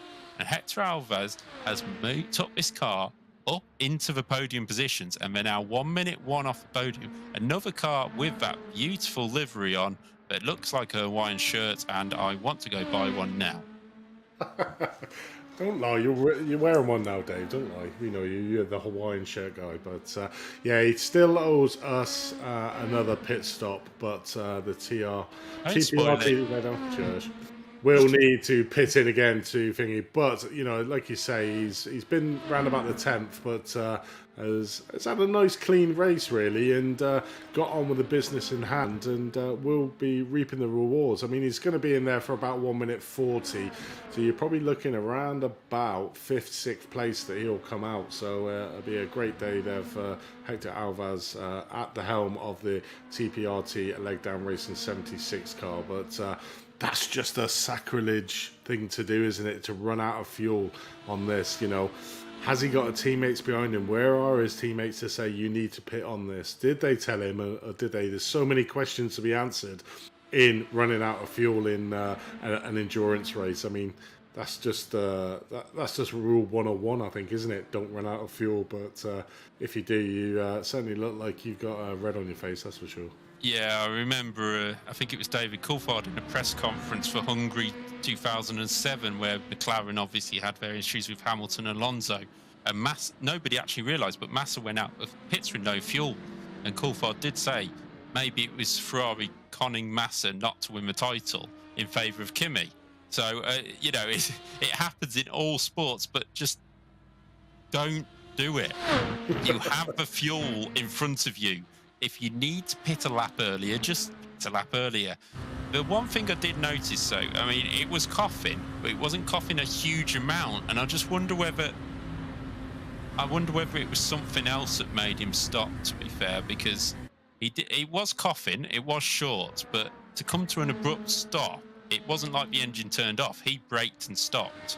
So I'm not quite sure, but we do have a new driver into that car now. See, Michael Parker has jumped into that car. Rafael Ruiz Munoz has jumped into the Austin Racing Future car after that was towed back. So he is now in 10th place, trying to recover some kind of result after that barrel roll at the Fania chicane when he hit the back of a BMW from a GT3 field. I think he was watching the Olympics gymnastics and decided to do it was definitely an 8.8. Yeah, it was around about that. Could have been better. Looking at something which we've mentioned before with GT3 field, I know there isn't a huge amount of BMWs, but there's only one BMW in the top 10. And that was an absolute, you know, that would have been sacrilege last year, you know, in the seasons, because the BMW was the strongest car, but only one in the top 10 at the moment, as we have a stern warning for avoidable contact by the 68, which is Satellite Racing GT again, getting a wrap on the knuckles by the stewards. Contact with the number 11, which is the... It's a P2 car. It's TSE Duconi Racing. So that's an interesting one. But the GT car's the one who got the avoidable contact there. But yeah, not a drive-through. The stewards being a little bit lenient there. We have seen avoidable contact penalties so far in this race. And yeah, Liam Rance has just got to be a little bit careful, because that number will be on the board of the stewards, and a third drive-through in a race is, well, it's one end of race, and two, are you invited back again? Well, I mean, you could actually get disqualified. There is obviously opportunities to get disqualified if you're a persistent offender, but we won't turn into stewards. We're turning back to commentating and let the stewards do what they do best, and they're pretty good. So we've got a replay here. This is Stephen Knight in the 179, who is running 15th in the class at the moment, and does he just outbrake himself, locks up on the curb, and lets the 67. 60? Is that the Paul Darling. 67? Yeah, it was a Paul Yeah, Darling. allows Paul Darling through to chase down second place. That was just very kind. That's how you get lapped. Let's put it that way. But yeah, so the Satellite Racing GT living on the edge at the moment. Liam just trying to get whatever he can. Currently only 4 seconds behind P4 3.9 as we see on screen. So really chasing hard to try and get towards Sim Racing PR Blue team at the moment. But we've got another replay here for David Anderson. I think with this is an incident. This is the incident with Liam. No. That's Liam Rance going inside of him, and the P2 behind. It's at 25. Oh, there's a spin behind as well. So yeah, that was David Anderson laying past the GT leader, and there's a spin behind. I don't know who that was for, but the P2 had to make his way through as well. But there's the fire spitting Liam Rance, really having to push his car hard to try and close that gap to the Sim Racing PR Blue car of Miguel Colon, who is doing a great job. And I've got to say, Frederick Sorensen in third place is doing a brilliant job as well, because he seemed to be struggling in the first stint of his race as leg down racing comes in. But he was struggling a little bit early on to keep with the leaders, but he's got it now consistently running in third place, and the times are a lot better than they were at that stage. So he will be looking to try and keep this podium in the GT3 class. Yeah, definitely. At the moment, still keeping that lead, got a decent lead over the fourth place. So it's very much down to Frederick if he gets that last place on the podium or not. So just needs to keep it nice and clean. But we're getting into that time of the day round Spa where the lights are glaring, the lights starting to fade, and the concentration levels are not as high. And it just plays with your mind, looking at your braking markers and making sure you hit them and not overstretch them. But certainly getting into it, there's still a decent amount of light that you can still see the whole of the track here, but it's fading all the time, and you just don't want to be making a silly little mistake and losing what has been a very good round. But currently 19 seconds behind the TPRT mid-pack team in seconds, but 45 seconds more importantly over the Sim Racing PR Blue team behind. So pretty much all out on his own at the moment, and only with 18 minutes left of this race to go, it's probably a good position for him to be in. Probably would much rather be in first, but if you're going to be in third and you've got a gap in front and a gap behind, it takes a little bit of the pressure off, Dave. Yeah, it certainly does, and he is driving nicely at the moment, keeping his car well out the way of the P2s, as you can see there, driving right around the outside of the circuit to make sure there's no contact at all. But Imperial Motorsports Shakes are 0.8 of a second behind Satellite Racing LMP2, and that is a battle for position. Is that right on the timing? No, it's suddenly changed again. Sorry, my apologies. I was thinking that gap has come down very, very quickly. It's still only 10 seconds, so it's still doable. But Satellite Racing have been driving so well. 1 minute 16, though, off Hashtag Racing, who have controlled this race.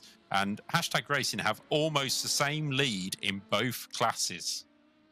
I do, actually. That's well spotted. But we've seen what happened to a Obsidian Racing team. Anything can happen in this race, and with it, like I was saying, the light starting to fade a little bit, you might start getting, because in the light, if you're in a GT3 car and you're looking behind you, you can tell the LMP2 cars. Yeah. In the night time, it becomes a little bit more grey area. All you see is a set of headlights behind you, and unless you're looking at your timing tower to see what sort of class it is, or somebody's telling you, you don't know what class that is. So if you think it's a GT3 and you just try your normal line and somebody shoots up the inside, that's where these little accidents, so the driver awareness needs to be on ball and on track. And the team, this is where the team philosophy comes in, and giving the information to the driver to be able to make sure that no silly mistakes or no last minute mistakes in coming to the end of the race happens. Yeah, exactly. And I was having this discussion with somebody the other day who said, oh, my marker, but I think it was on the F1 game, the marker boards had disappeared because somebody took them out, and it was like, well, don't pick something that can disappear as your brake marker. So with the light setting, you have to go around here in the dark and pick out what you can see and use that as a brake marker in the day and the night. Then you can have a consistent brake marker throughout the race and consistently keep your, you don't have to change as it goes dark. Whereas if you pick something that you can't see in the dark but you can in the light, then it's so much harder because you have to spend them few laps adjusting every corner as you go round. So I always like to look to the side of a track and see what mark I can see on the barrier, or what's, light I can see in the grandstand. We've got a slow going BMW there. A stern warning for car 13. Oh, I like these stern warnings. They're like that's Obsidian Racing Future. It's a dunce hat going on for Obsidian Racing Future, and any more and you'll get the cane. Yeah, so that was against 777. I think that is one of the GT3 cars. Yes, it is, of Divine Wind. So a little bit of an incident between there, but they're getting more and more now creeping in, and I think the stewards are doing a really good job. They could be handing out penalties left, right, and centre to these drivers as we watch. As one of the LMPs in the background going off number 7. I think that's one of the front runners, isn't it? No, it's 13th WCD.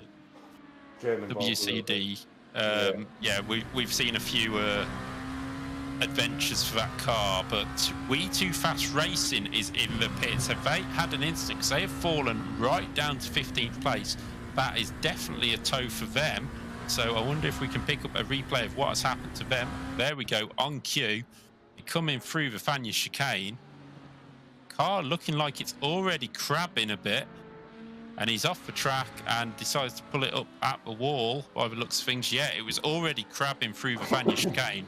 So Jack Creasy had an instant, and they have dropped like a stone out of about, I think they're running in the top 10. So that will not be good for We Too Fast Racing. Odison Racing Future and Tuxedo Racing both having to do a very quick stop now to make it to the end of the race. Here's Jack Creasy. Does he lose it at Puon? He's off. Oh, he just... What car was that? It appeared out of nowhere. But it's a GT car sitting on the outside of the circuit. Jack, obviously, I should say, not backing off for the yellow flags. He taking the racing line, had to steer it, and just the smallest of clips has broken the suspension on that car. And yeah, after 2 hours 45... It's always a hard pill to take, isn't it? It's really hard to take that. You just feel for guys, you're doing 24-hour races and you get taken out right at the end by something that wasn't your fault. Is a bit hard. I'm pretty sure the stewards will probably look at the rejoin of that Porsche, because he did hit that LMP2 quite hard. But as I was saying about the stewards, being really pragmatic about how they're doing it, letting drivers know that they're watching them, but not always just dishing out penalties like an autocratic. Right, this is how it's going to happen. This is how, pretty much saying, we're watching you. You're making a few too many little mistakes too often. Just be aware. And I think a lot, it's really good from a student point of view that happens, and you don't just give out penalty after penalty after penalty, because the credibility of yourself, and when you do give out a penalty, drivers are like, well, okay, yeah, I understand that. Yeah, I think we need to maybe credibility of stewards and race directors is probably not the topic of conversation right now. Probably not. I would like to let everybody know that one of the 6 stewards that are running today is not Michael Massey, and we won't have any safety cars, so we're okay on that front.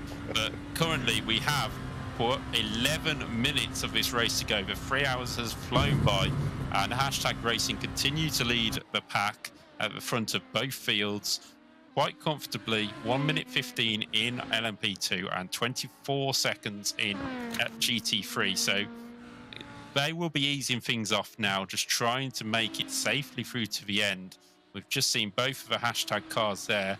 Satellite Racing GT, the winners in both classes last time out, can't close the gap at the moment on Sim Racing PR Blue in the GT3 class, but they are up to second in LMP2 and have 14 seconds back to Imperial Motorsports Shake, so they're not too worried about that. But yeah, it's a battle of the people who have had incidents in this race. Back in 9th place, where Pneumatic Motorsports Purple and WCD Resistance are... Oh, we got 2 cars off at the top of Radion. That, I'm not sure what's happened there. There's definitely 2 cars off there. I don't know if they're towing or...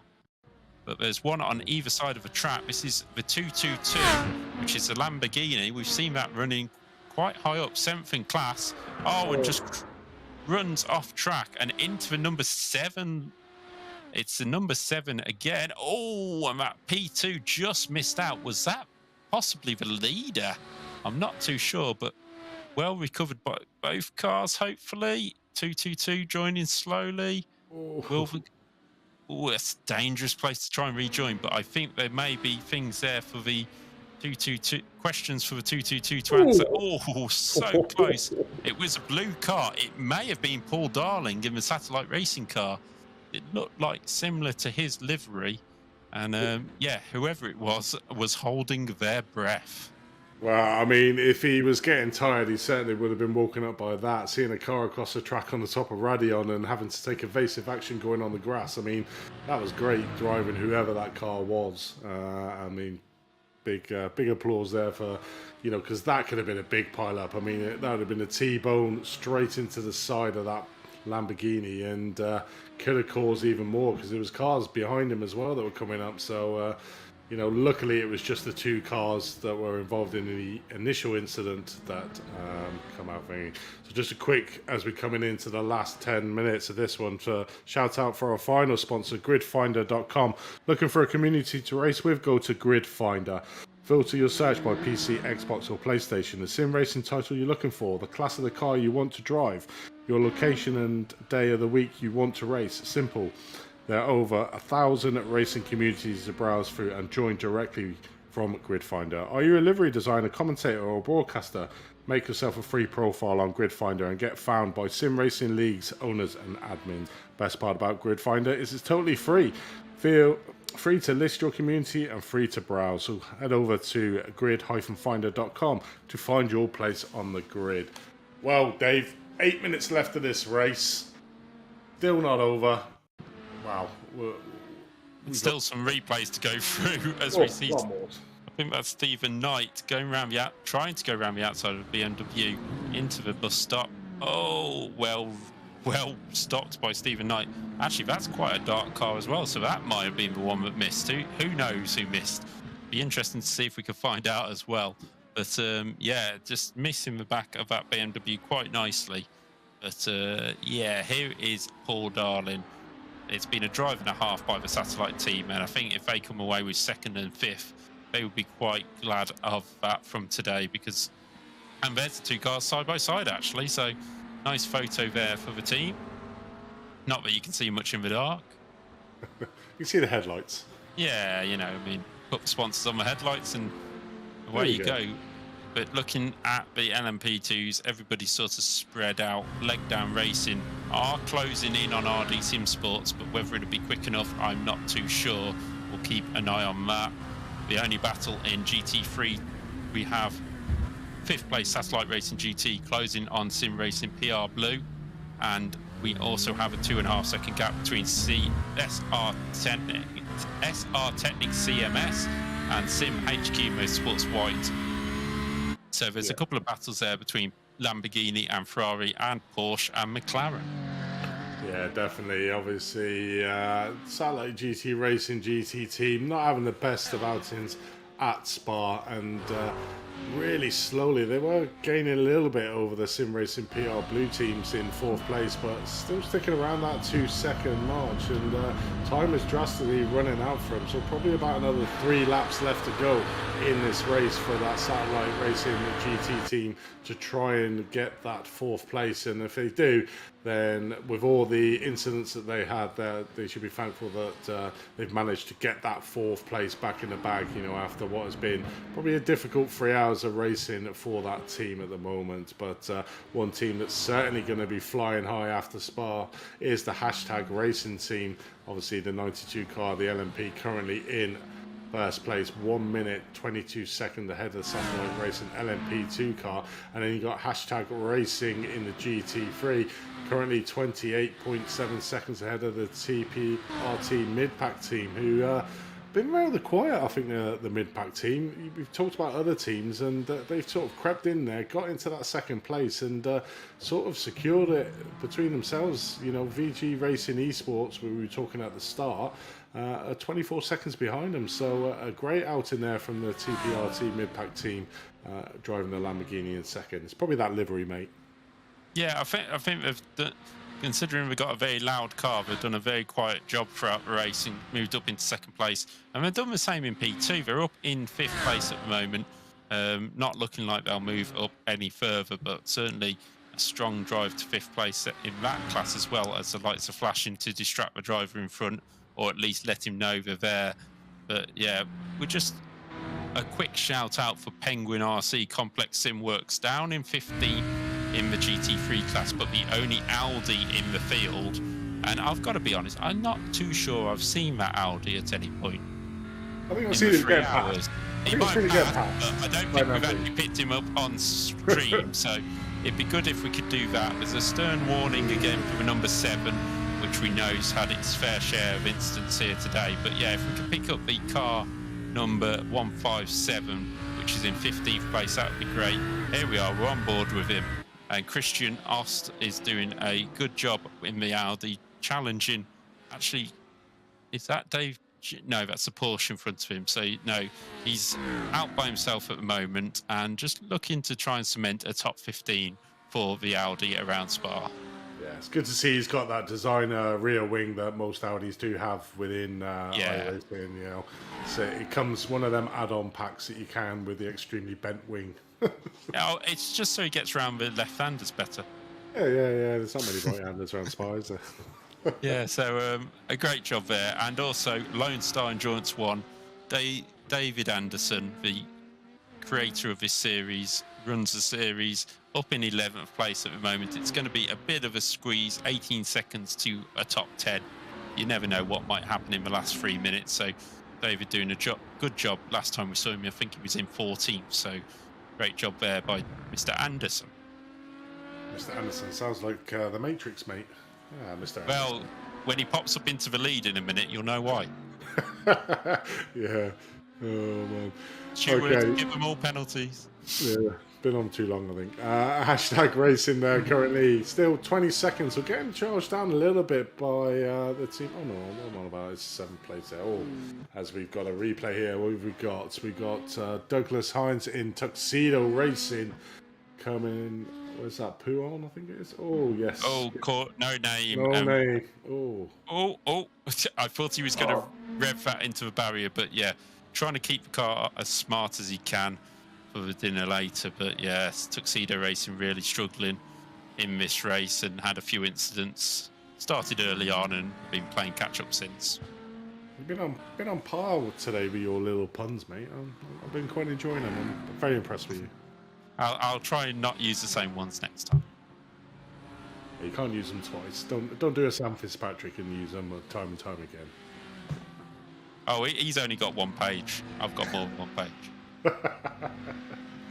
No, but we're coming very much into the last 2 minutes of this race, so only 1, possibly 2 laps left to go for these drivers, and it's getting pretty dark out there, so probably the drivers are thankful that it's over soon, as we watch the first place driver, the Hashtag Racing, just overtaking a backmarker there. Probably did he really need to make that move?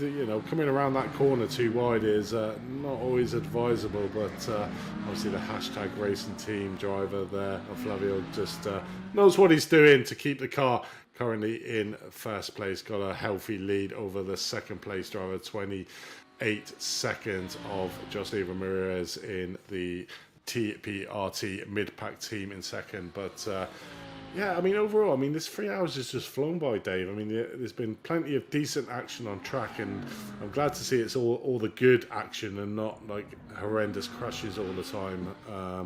And that's one of the added benefits of the league racing. everybody's very respectful of each other. You do get incidents, you certainly will in the 3-hour race, but I think overall the drivers have been impeccable in their performances, and the overtaking has been exceptional. Yeah, I think I agree with you there. I mean, most of them haven't been sort of anything malicious. It's just been misunderstanding between a couple of cars or anything like that. And you're just looking and going, yeah, there's been a couple of instances that you can go, yeah, you could have avoided that. But apart from that, it's just been pure racing all the way through. As we can see, Bruno Guez trying to make his way back into 7th place for SR Technic CMS, trying to get past that Ferrari in front of number 18 of Sim HQ Motorsports White. But we are actually crossed over the 3-hour barrier now. So hashtag Racing 92 will be on its last lap. Is it this time by, or is it next? I think it'd be next time by that he'll be on his last lap. Oh no, check a flag this time by. So hashtag Racing. Pedro de Souza comes through the bus stop for the final time. He has to go all the way through. He's flashing his lights to get people out of the way, not to celebrate just yet. Hopefully he's remembered the finish line is round the corner. He hasn't. I don't think he has. Hashtag Racing has not realised he's not finished. Oh, he has finished the race, according to the timing. Oh, right. Okay. So it is that line. That's weird. There we go. Okay, so hashtag Racing wins the LMP2 class, confuses us in the process. Satellite Racing, who have been recovering since the start of the race, are now coming around. This shows you the lead hashtag had and how easy they could take it in the final hour. But Satellite Racing just going to have to make it past the mid-pack car, but Satellite are, and they do so. Hashtag Racing there in GT3. GT3 winners as well, so it's a double for hashtag Racing.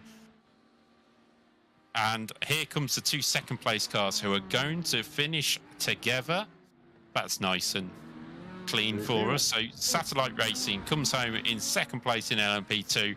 TPRT mid-pack comes home in 2nd place in GT3.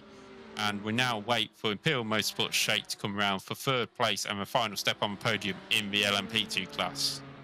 And VG Racing Esports Academy to do likewise in the GT3 class. So great days racing here as we sort of end this round at the moment. Still got the top 3 to come over the line. The majority of the back markers have been finished already, so we got the front of the field, and hopefully we get some of the drivers in for a chat and just basically find out how their race went, how they found it, and their highlights. So we'll expect some interviews coming into the interview area shortly after the race. So we'll give you a rundown after we give the classifications. But still a couple of cars left to finish. The TRTP leg down 76 team LMP in 5th needs to finish, and the Sim Racing PR Blue as we're watching at the moment just coming across the line with the Satellite Racing GT just couldn't quite manage to overcome that as they go into the pit lane to finish the race. I wonder if they've got any a penalty, but hopefully don't get penalised again though, as we see them take that 5th place. So what is even stranger is 1st in both classes crossed the line very close together, 2nd in both classes crossed the line very close together, and so did 3rd. They were line astern as they crossed the line. So I don't know whether he's planned that, but there's Hector Alves in 5th place. Leg down racing coming home with very strong 5th place. Good day for the TPRT teams. He's not past the finish line. Oh, there he is. All right. I don't think you passed the finish line. Didn't see the flag. Time is how he's blamed us today, mate. I was going to say he was the only one who needed to cross as well. So everybody is across the line. So we should have your classified results soon up on the screen.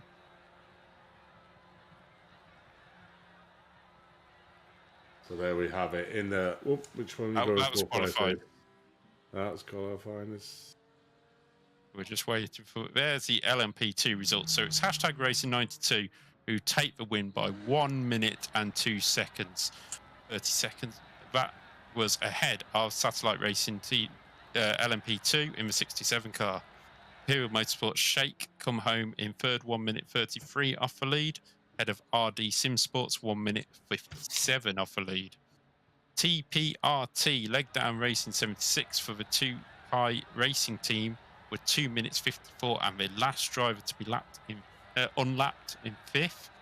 Then 6th and 7th went to the Pneumatic Motorsport teams of Blue and Orange, first drivers to be lapped on the order.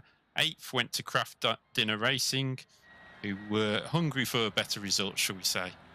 9th was WCD Resistance in their first of the cars 2 laps down, ahead of GITM Racing, who just managed to pit Pneumatic Motorsports Purple to that 10th place, as Purple had to pit with about 3 minutes to go, so maybe a mess up with fuel for them. 11th was Blue Shell Racing, 12th was Pneumatic Motorsports Purple, 13th for Tuxedo Racing, 14th for Obsidian Racing, who were looking for a podium earlier on and almost a race win at times. So they will be bitterly disappointed with 14th after that barrel roll. 15th Sim HQ Race Motorsports Orange. 16th TSE Deconi Racing.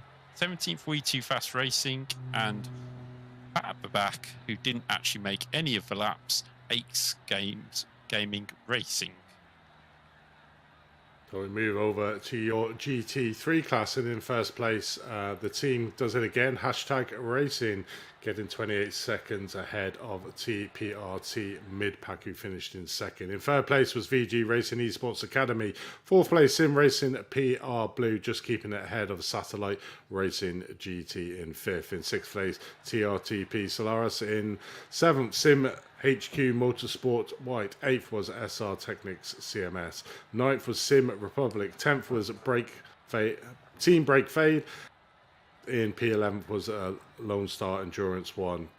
In P12, Can-Am Racing. 13th, Divine Wind. 14th, Triple R Racing. 15th, Penguin RC Complex in Works. 16th was Can-Am Racing 2. 17th, Wild Juice Racecraft. And in P18th was Longhorn Racing. P19th was SMS Racing, with P20 was Doodle Motorsports, and only one retiree from the race, the Sim Racing at PR Red Team with the FTR Esports. I don't believe, actually, yes, they did take the field, so we had 2 retirements there in the GT3 class. So it looks like, Dave, which I'll give it to you, is we have the LMP2 race winner waiting in the interview area. So I'll hand over to you, Dave, with Pedro Souza. Hello, Pedro, good evening. Good evening. Great race for you guys. Pretty dominant, to be fair. And how did you feel it went? Thank you. Well, also good job doing the broadcast, because I was watching while I wasn't in the car. I thought you were going to say you were watching while you're driving then. Well, unfortunately, my PC isn't good enough. Otherwise, I could have it on the second screen. So yeah, it was our first race in the CMS IRTS Championship. We didn't take part in round 1. We just signed up with our LMP2 and GT3 cars. About this race, qualifying was okay. We got the pole position, and but the race start was the most important part of the race. We managed to keep P1 after the Camel Straight, and from then on, we just wanted to build a gap and clear traffic without any incidents. Throughout the race, we just kept building a margin, and the last stint I saw a lot of teams were towing back to the pits. I suppose it was incidents with the GT3, so it was just taking the car back to the finish straight, and yeah, get a safe win. Yeah, it was certainly safe throughout the race. There's a point where you did I think it was a 12-lap stint. Was that a planned short stint in the middle of the race? Yeah, because we had to leave, and I was supposed to just do 2 stints, so he just had one of the stints would have to be a triple with the tires, so he just did a half a stint with that set of tires, and then I finished the race. So yeah, it was planned. Yeah, that's what we did think, but we weren't too sure because we couldn't see an incident.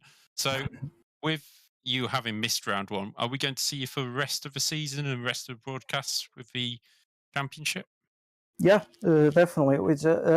like I was saying, we didn't know about the championship, so we only registered this week in time for this race. So yeah, we're gonna go until the end and try to get the best position possible, even though we had 0 points in the first round. And as it was your first time in the championship, what did you think of the sort of the quality of the field, the cleanliness of driving, and things like that? I can't talk a lot about the LMP2s because when I entered the car, I barely met any of them. GT3s, well, I think it was clean throughout all the laps, but there's maybe 2 or 3 cars that maybe don't use the correct line, and I end up struggling a little bit to overtake them, but nothing too serious. Well, congratulations on your victory here in Spa. And if before we let you go, is there anybody you want to give a shout out to while you're here? Thank you. Well, just have to thank the hashtag team members and everyone to keep pushing because we're kind of a recent team, but we have good drivers, and we're aiming to win championships and go even further. Okay, thank you, and Thank good you. luck in the next round. Thank you. That was Pedro de Souza, the hashtag racing driver who brought the car across the line in P1. So we do have another driver waiting in the wings for an interview. We got Jose Carrilla of TRPT race team. Welcome to the commentary box, Jose. How was the race for you, mate? It was good. We actually started P4, and then I think it was within the first lap, I got a slow down and the quick left right before the chicane. And that kind of got us out the draft of the lead pack, and then it was just kind of staying there the rest of the race. But then my teammate, he actually kind of did an awesome stint. He double stint his tires, and then he put us P2, so that was great. Yeah, definitely. I mean, we didn't really talk about you much, really, in the commentary box. It's sort of like a grey area team throughout the race, but you sort of crept up there, got into the second place, and you managed to secure it at the end. Were you feeling that the tactics were there, and obviously the fact that you had pretty clean race overall paid into your hands to get that P2 in a GT3 class? Yes, that definitely played in. That was part of the decision to use the second tires for the last stint. We were in between getting new tires or not. We opted to not, just because we were kind of in a safe place, just almost securing P4. So we just rested, and it worked out. Yeah, definitely. I mean, obviously a P2 in this race, you've got to be over the moon for that. I mean, what were your expectations coming into this round? Where did you want to finish? Actually, I think we were aiming kind of top 5, just because we didn't have much time of practice, and then just by seeing the qualifying results of the top 3 persons, they were almost a second quicker, so we weren't hoping much. So getting P2 is, like you said, half the moon. Yeah, definitely. I mean, obviously a great result for you. Where are you expecting to maybe find yourselves at the end of the season? Do you feel you're competitive enough to win overall in this championship? That's gonna be tight. I know there's a couple of teams that are super fast, but hopefully we can keep getting the fight and being consistent on the top 3 or top 5 within the category, and hopefully at the end get some decent points. No, but a great race out here. Obviously, these endurance racing is not like your sprint series. So, how do you find them different, and what is your approach to tackling these endurance races over normal sprint races? Oh, for sure. So it's kind of being more smooth, especially in using the Lambo. You have to be super smooth on the gas pedal, because you just like to take that rear end out.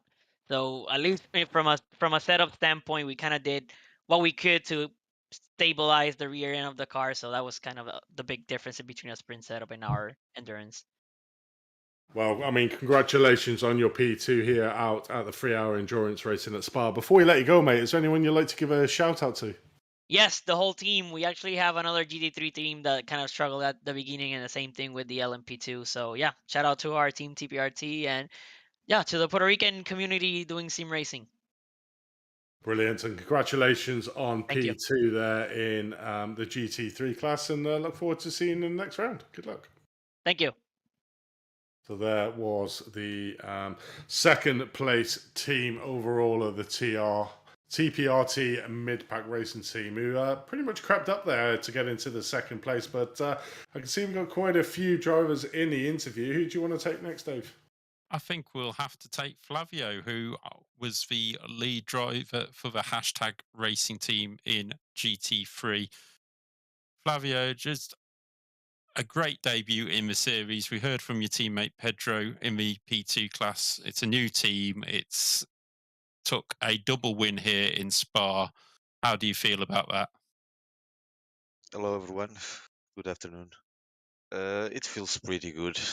We start good, so no big deals during the race. So it was really fun race at all, and it was nice. We can make the P1 on both classes. Yeah, we saw you sitting, well, the car sitting behind the leaders in class for the first sort of stint. Was that a fuel saving technique, or was it just didn't have the pace to pass him at that stage of the race? Yeah, I don't study too much these cars, but by the quali, I realized that my pace will be very close to these two ones. I really could improve some on my quality time, but not guarantee me that I was faster than the P1 driver. So yeah, I realized that was the best strategy because there was a huge gap between the three first cars and four in the rest of the group. The pace would be a lot of different. So we thought that we it's the best strategy for not for us keeping behind the P2 and don't leave the gap too much and try to follow as much as I can full saving. So it goes well for us. We make an extra lap and almost did two extra laps in fact, but it results well. So and unfortunately the P1 had a black flag, so that make the job easier for us. After that, we just have to control the beamer, and it's all about consistency and then attack on after the second stint. Yeah, Because you because sorry. we almost save 2 laps that give us a little advantage on the pit exit for the second stint. We could make a gap for almost 2 seconds, and that uh, put the second place out of our draft, and it would be difficult for them to save as we save on the first split, the first stint. So all good on the strategy, and the race was quite well for us.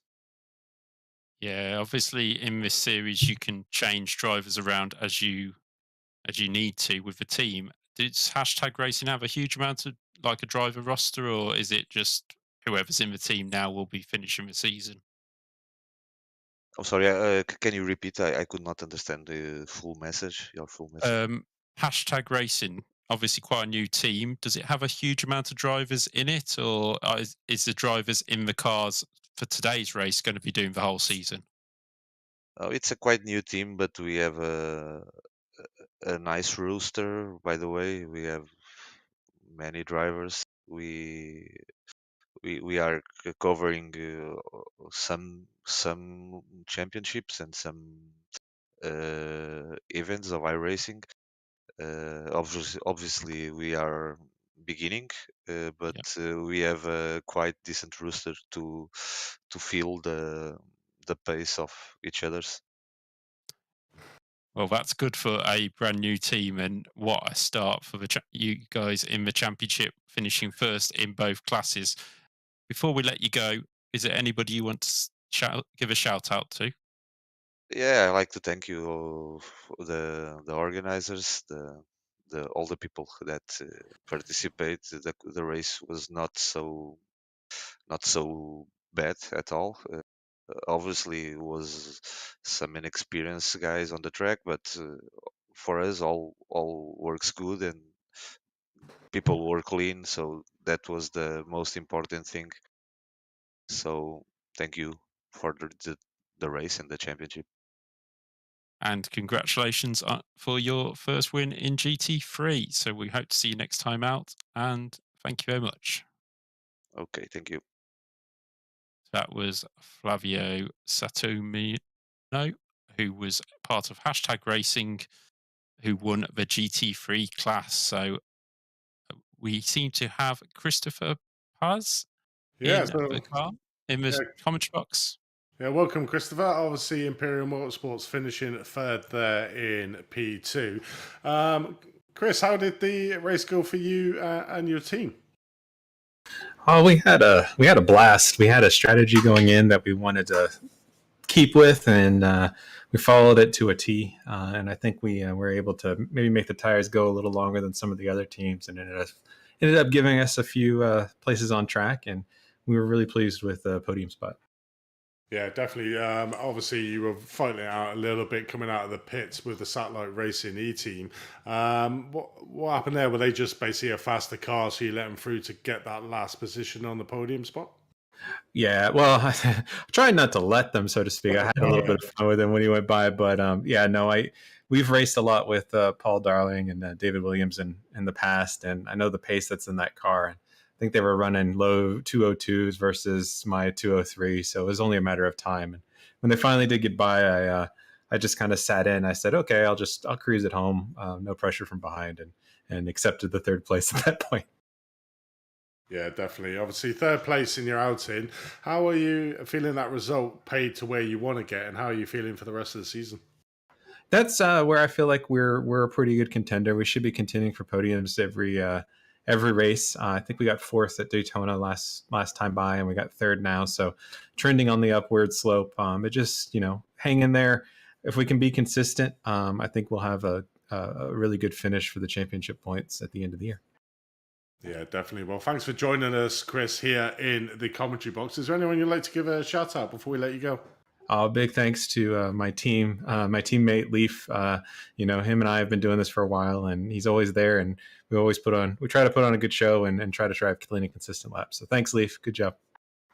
Definitely a good job there by you, and look forward to seeing you on the next round. So there was Chris with Imperial Motorsports finishing in P3, and I think Dave, we should get in the winners there of P1. Dave Williams and his team.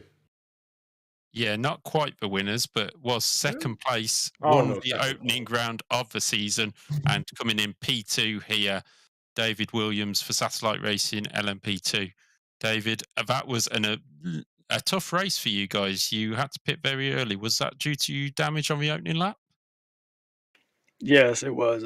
Thanks for having us. First off, let me give a shout out to the Satellite Racing guys, the team. Thanks for all their help in getting us up to speed here and around Spa.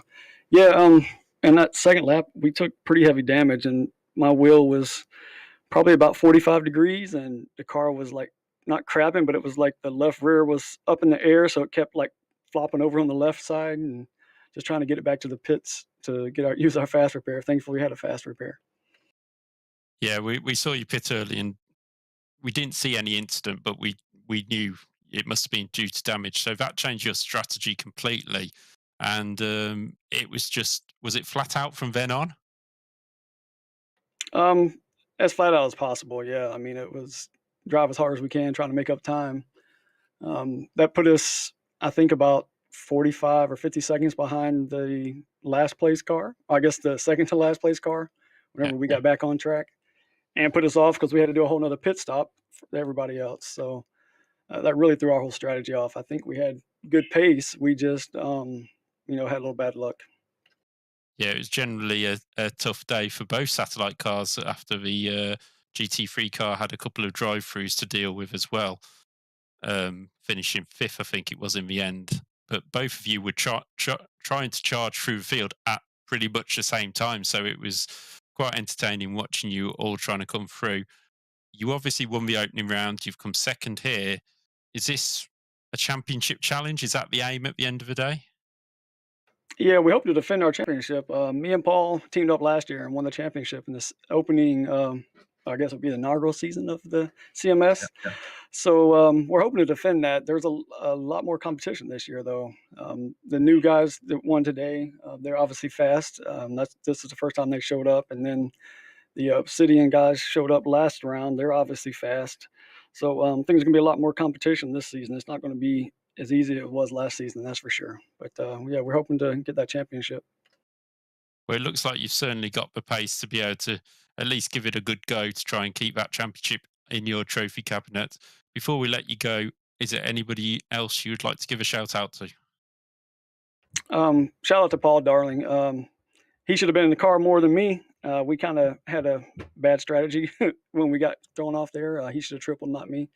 But shout out to the CMS guys and to you guys at Apex. I can't wait to go back and see this broadcast. I'm sure it was great. And to the guys that sponsored it and allowed it to be able to be broadcasted now. That's great. It makes this a lot more exciting for all of us. Thank you, guys. Thank you very much, and I'm glad you enjoyed it. And second place, a great result, and good luck next time out. So that was David Williams, who was second in the satellite racing car.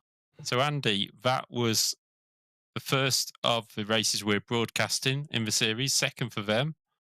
How do you think that was? Oh, I think it went really well. I mean, it was great first showcase for the first round here on Apex TV. We do have obviously more rounds coming up. So the next one is on February the 20th, and that is at Melbourne at Phillip Island. Same time, race length is 3 hours. After that, it's on the 3rd of April. We head over to Sebring, another 3-hour endurance race. And then to round out the season, on the 24th of April, we go to Road America for another 3-hour endurance race. So some cracking events there, and all live here on Apex Racing TV. So I really can't wait to do it. But I mean, what's your thoughts really on that first race there, Dave?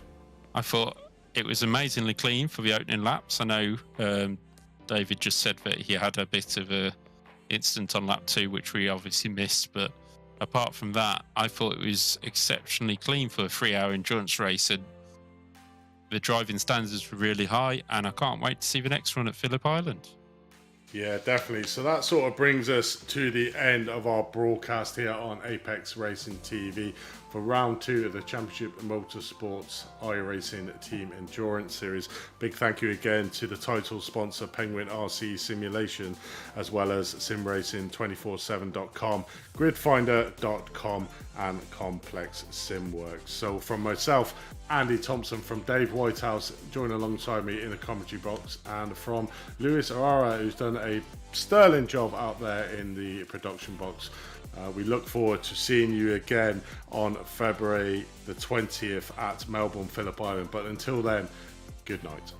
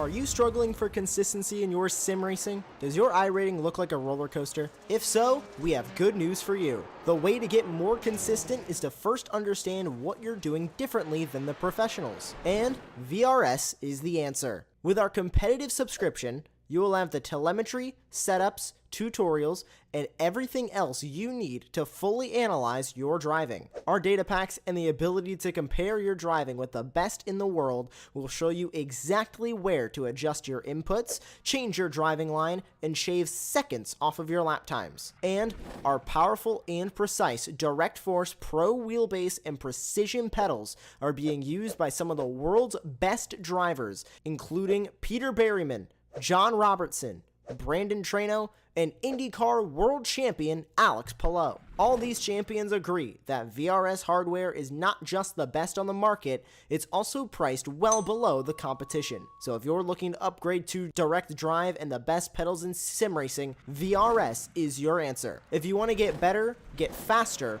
and make it happen sooner rather than later, you owe it to yourself to find out why so many people are switching to VRS. You'll be so glad that you did. Visit www.virtualracingschool.com and learn why the best use VRS.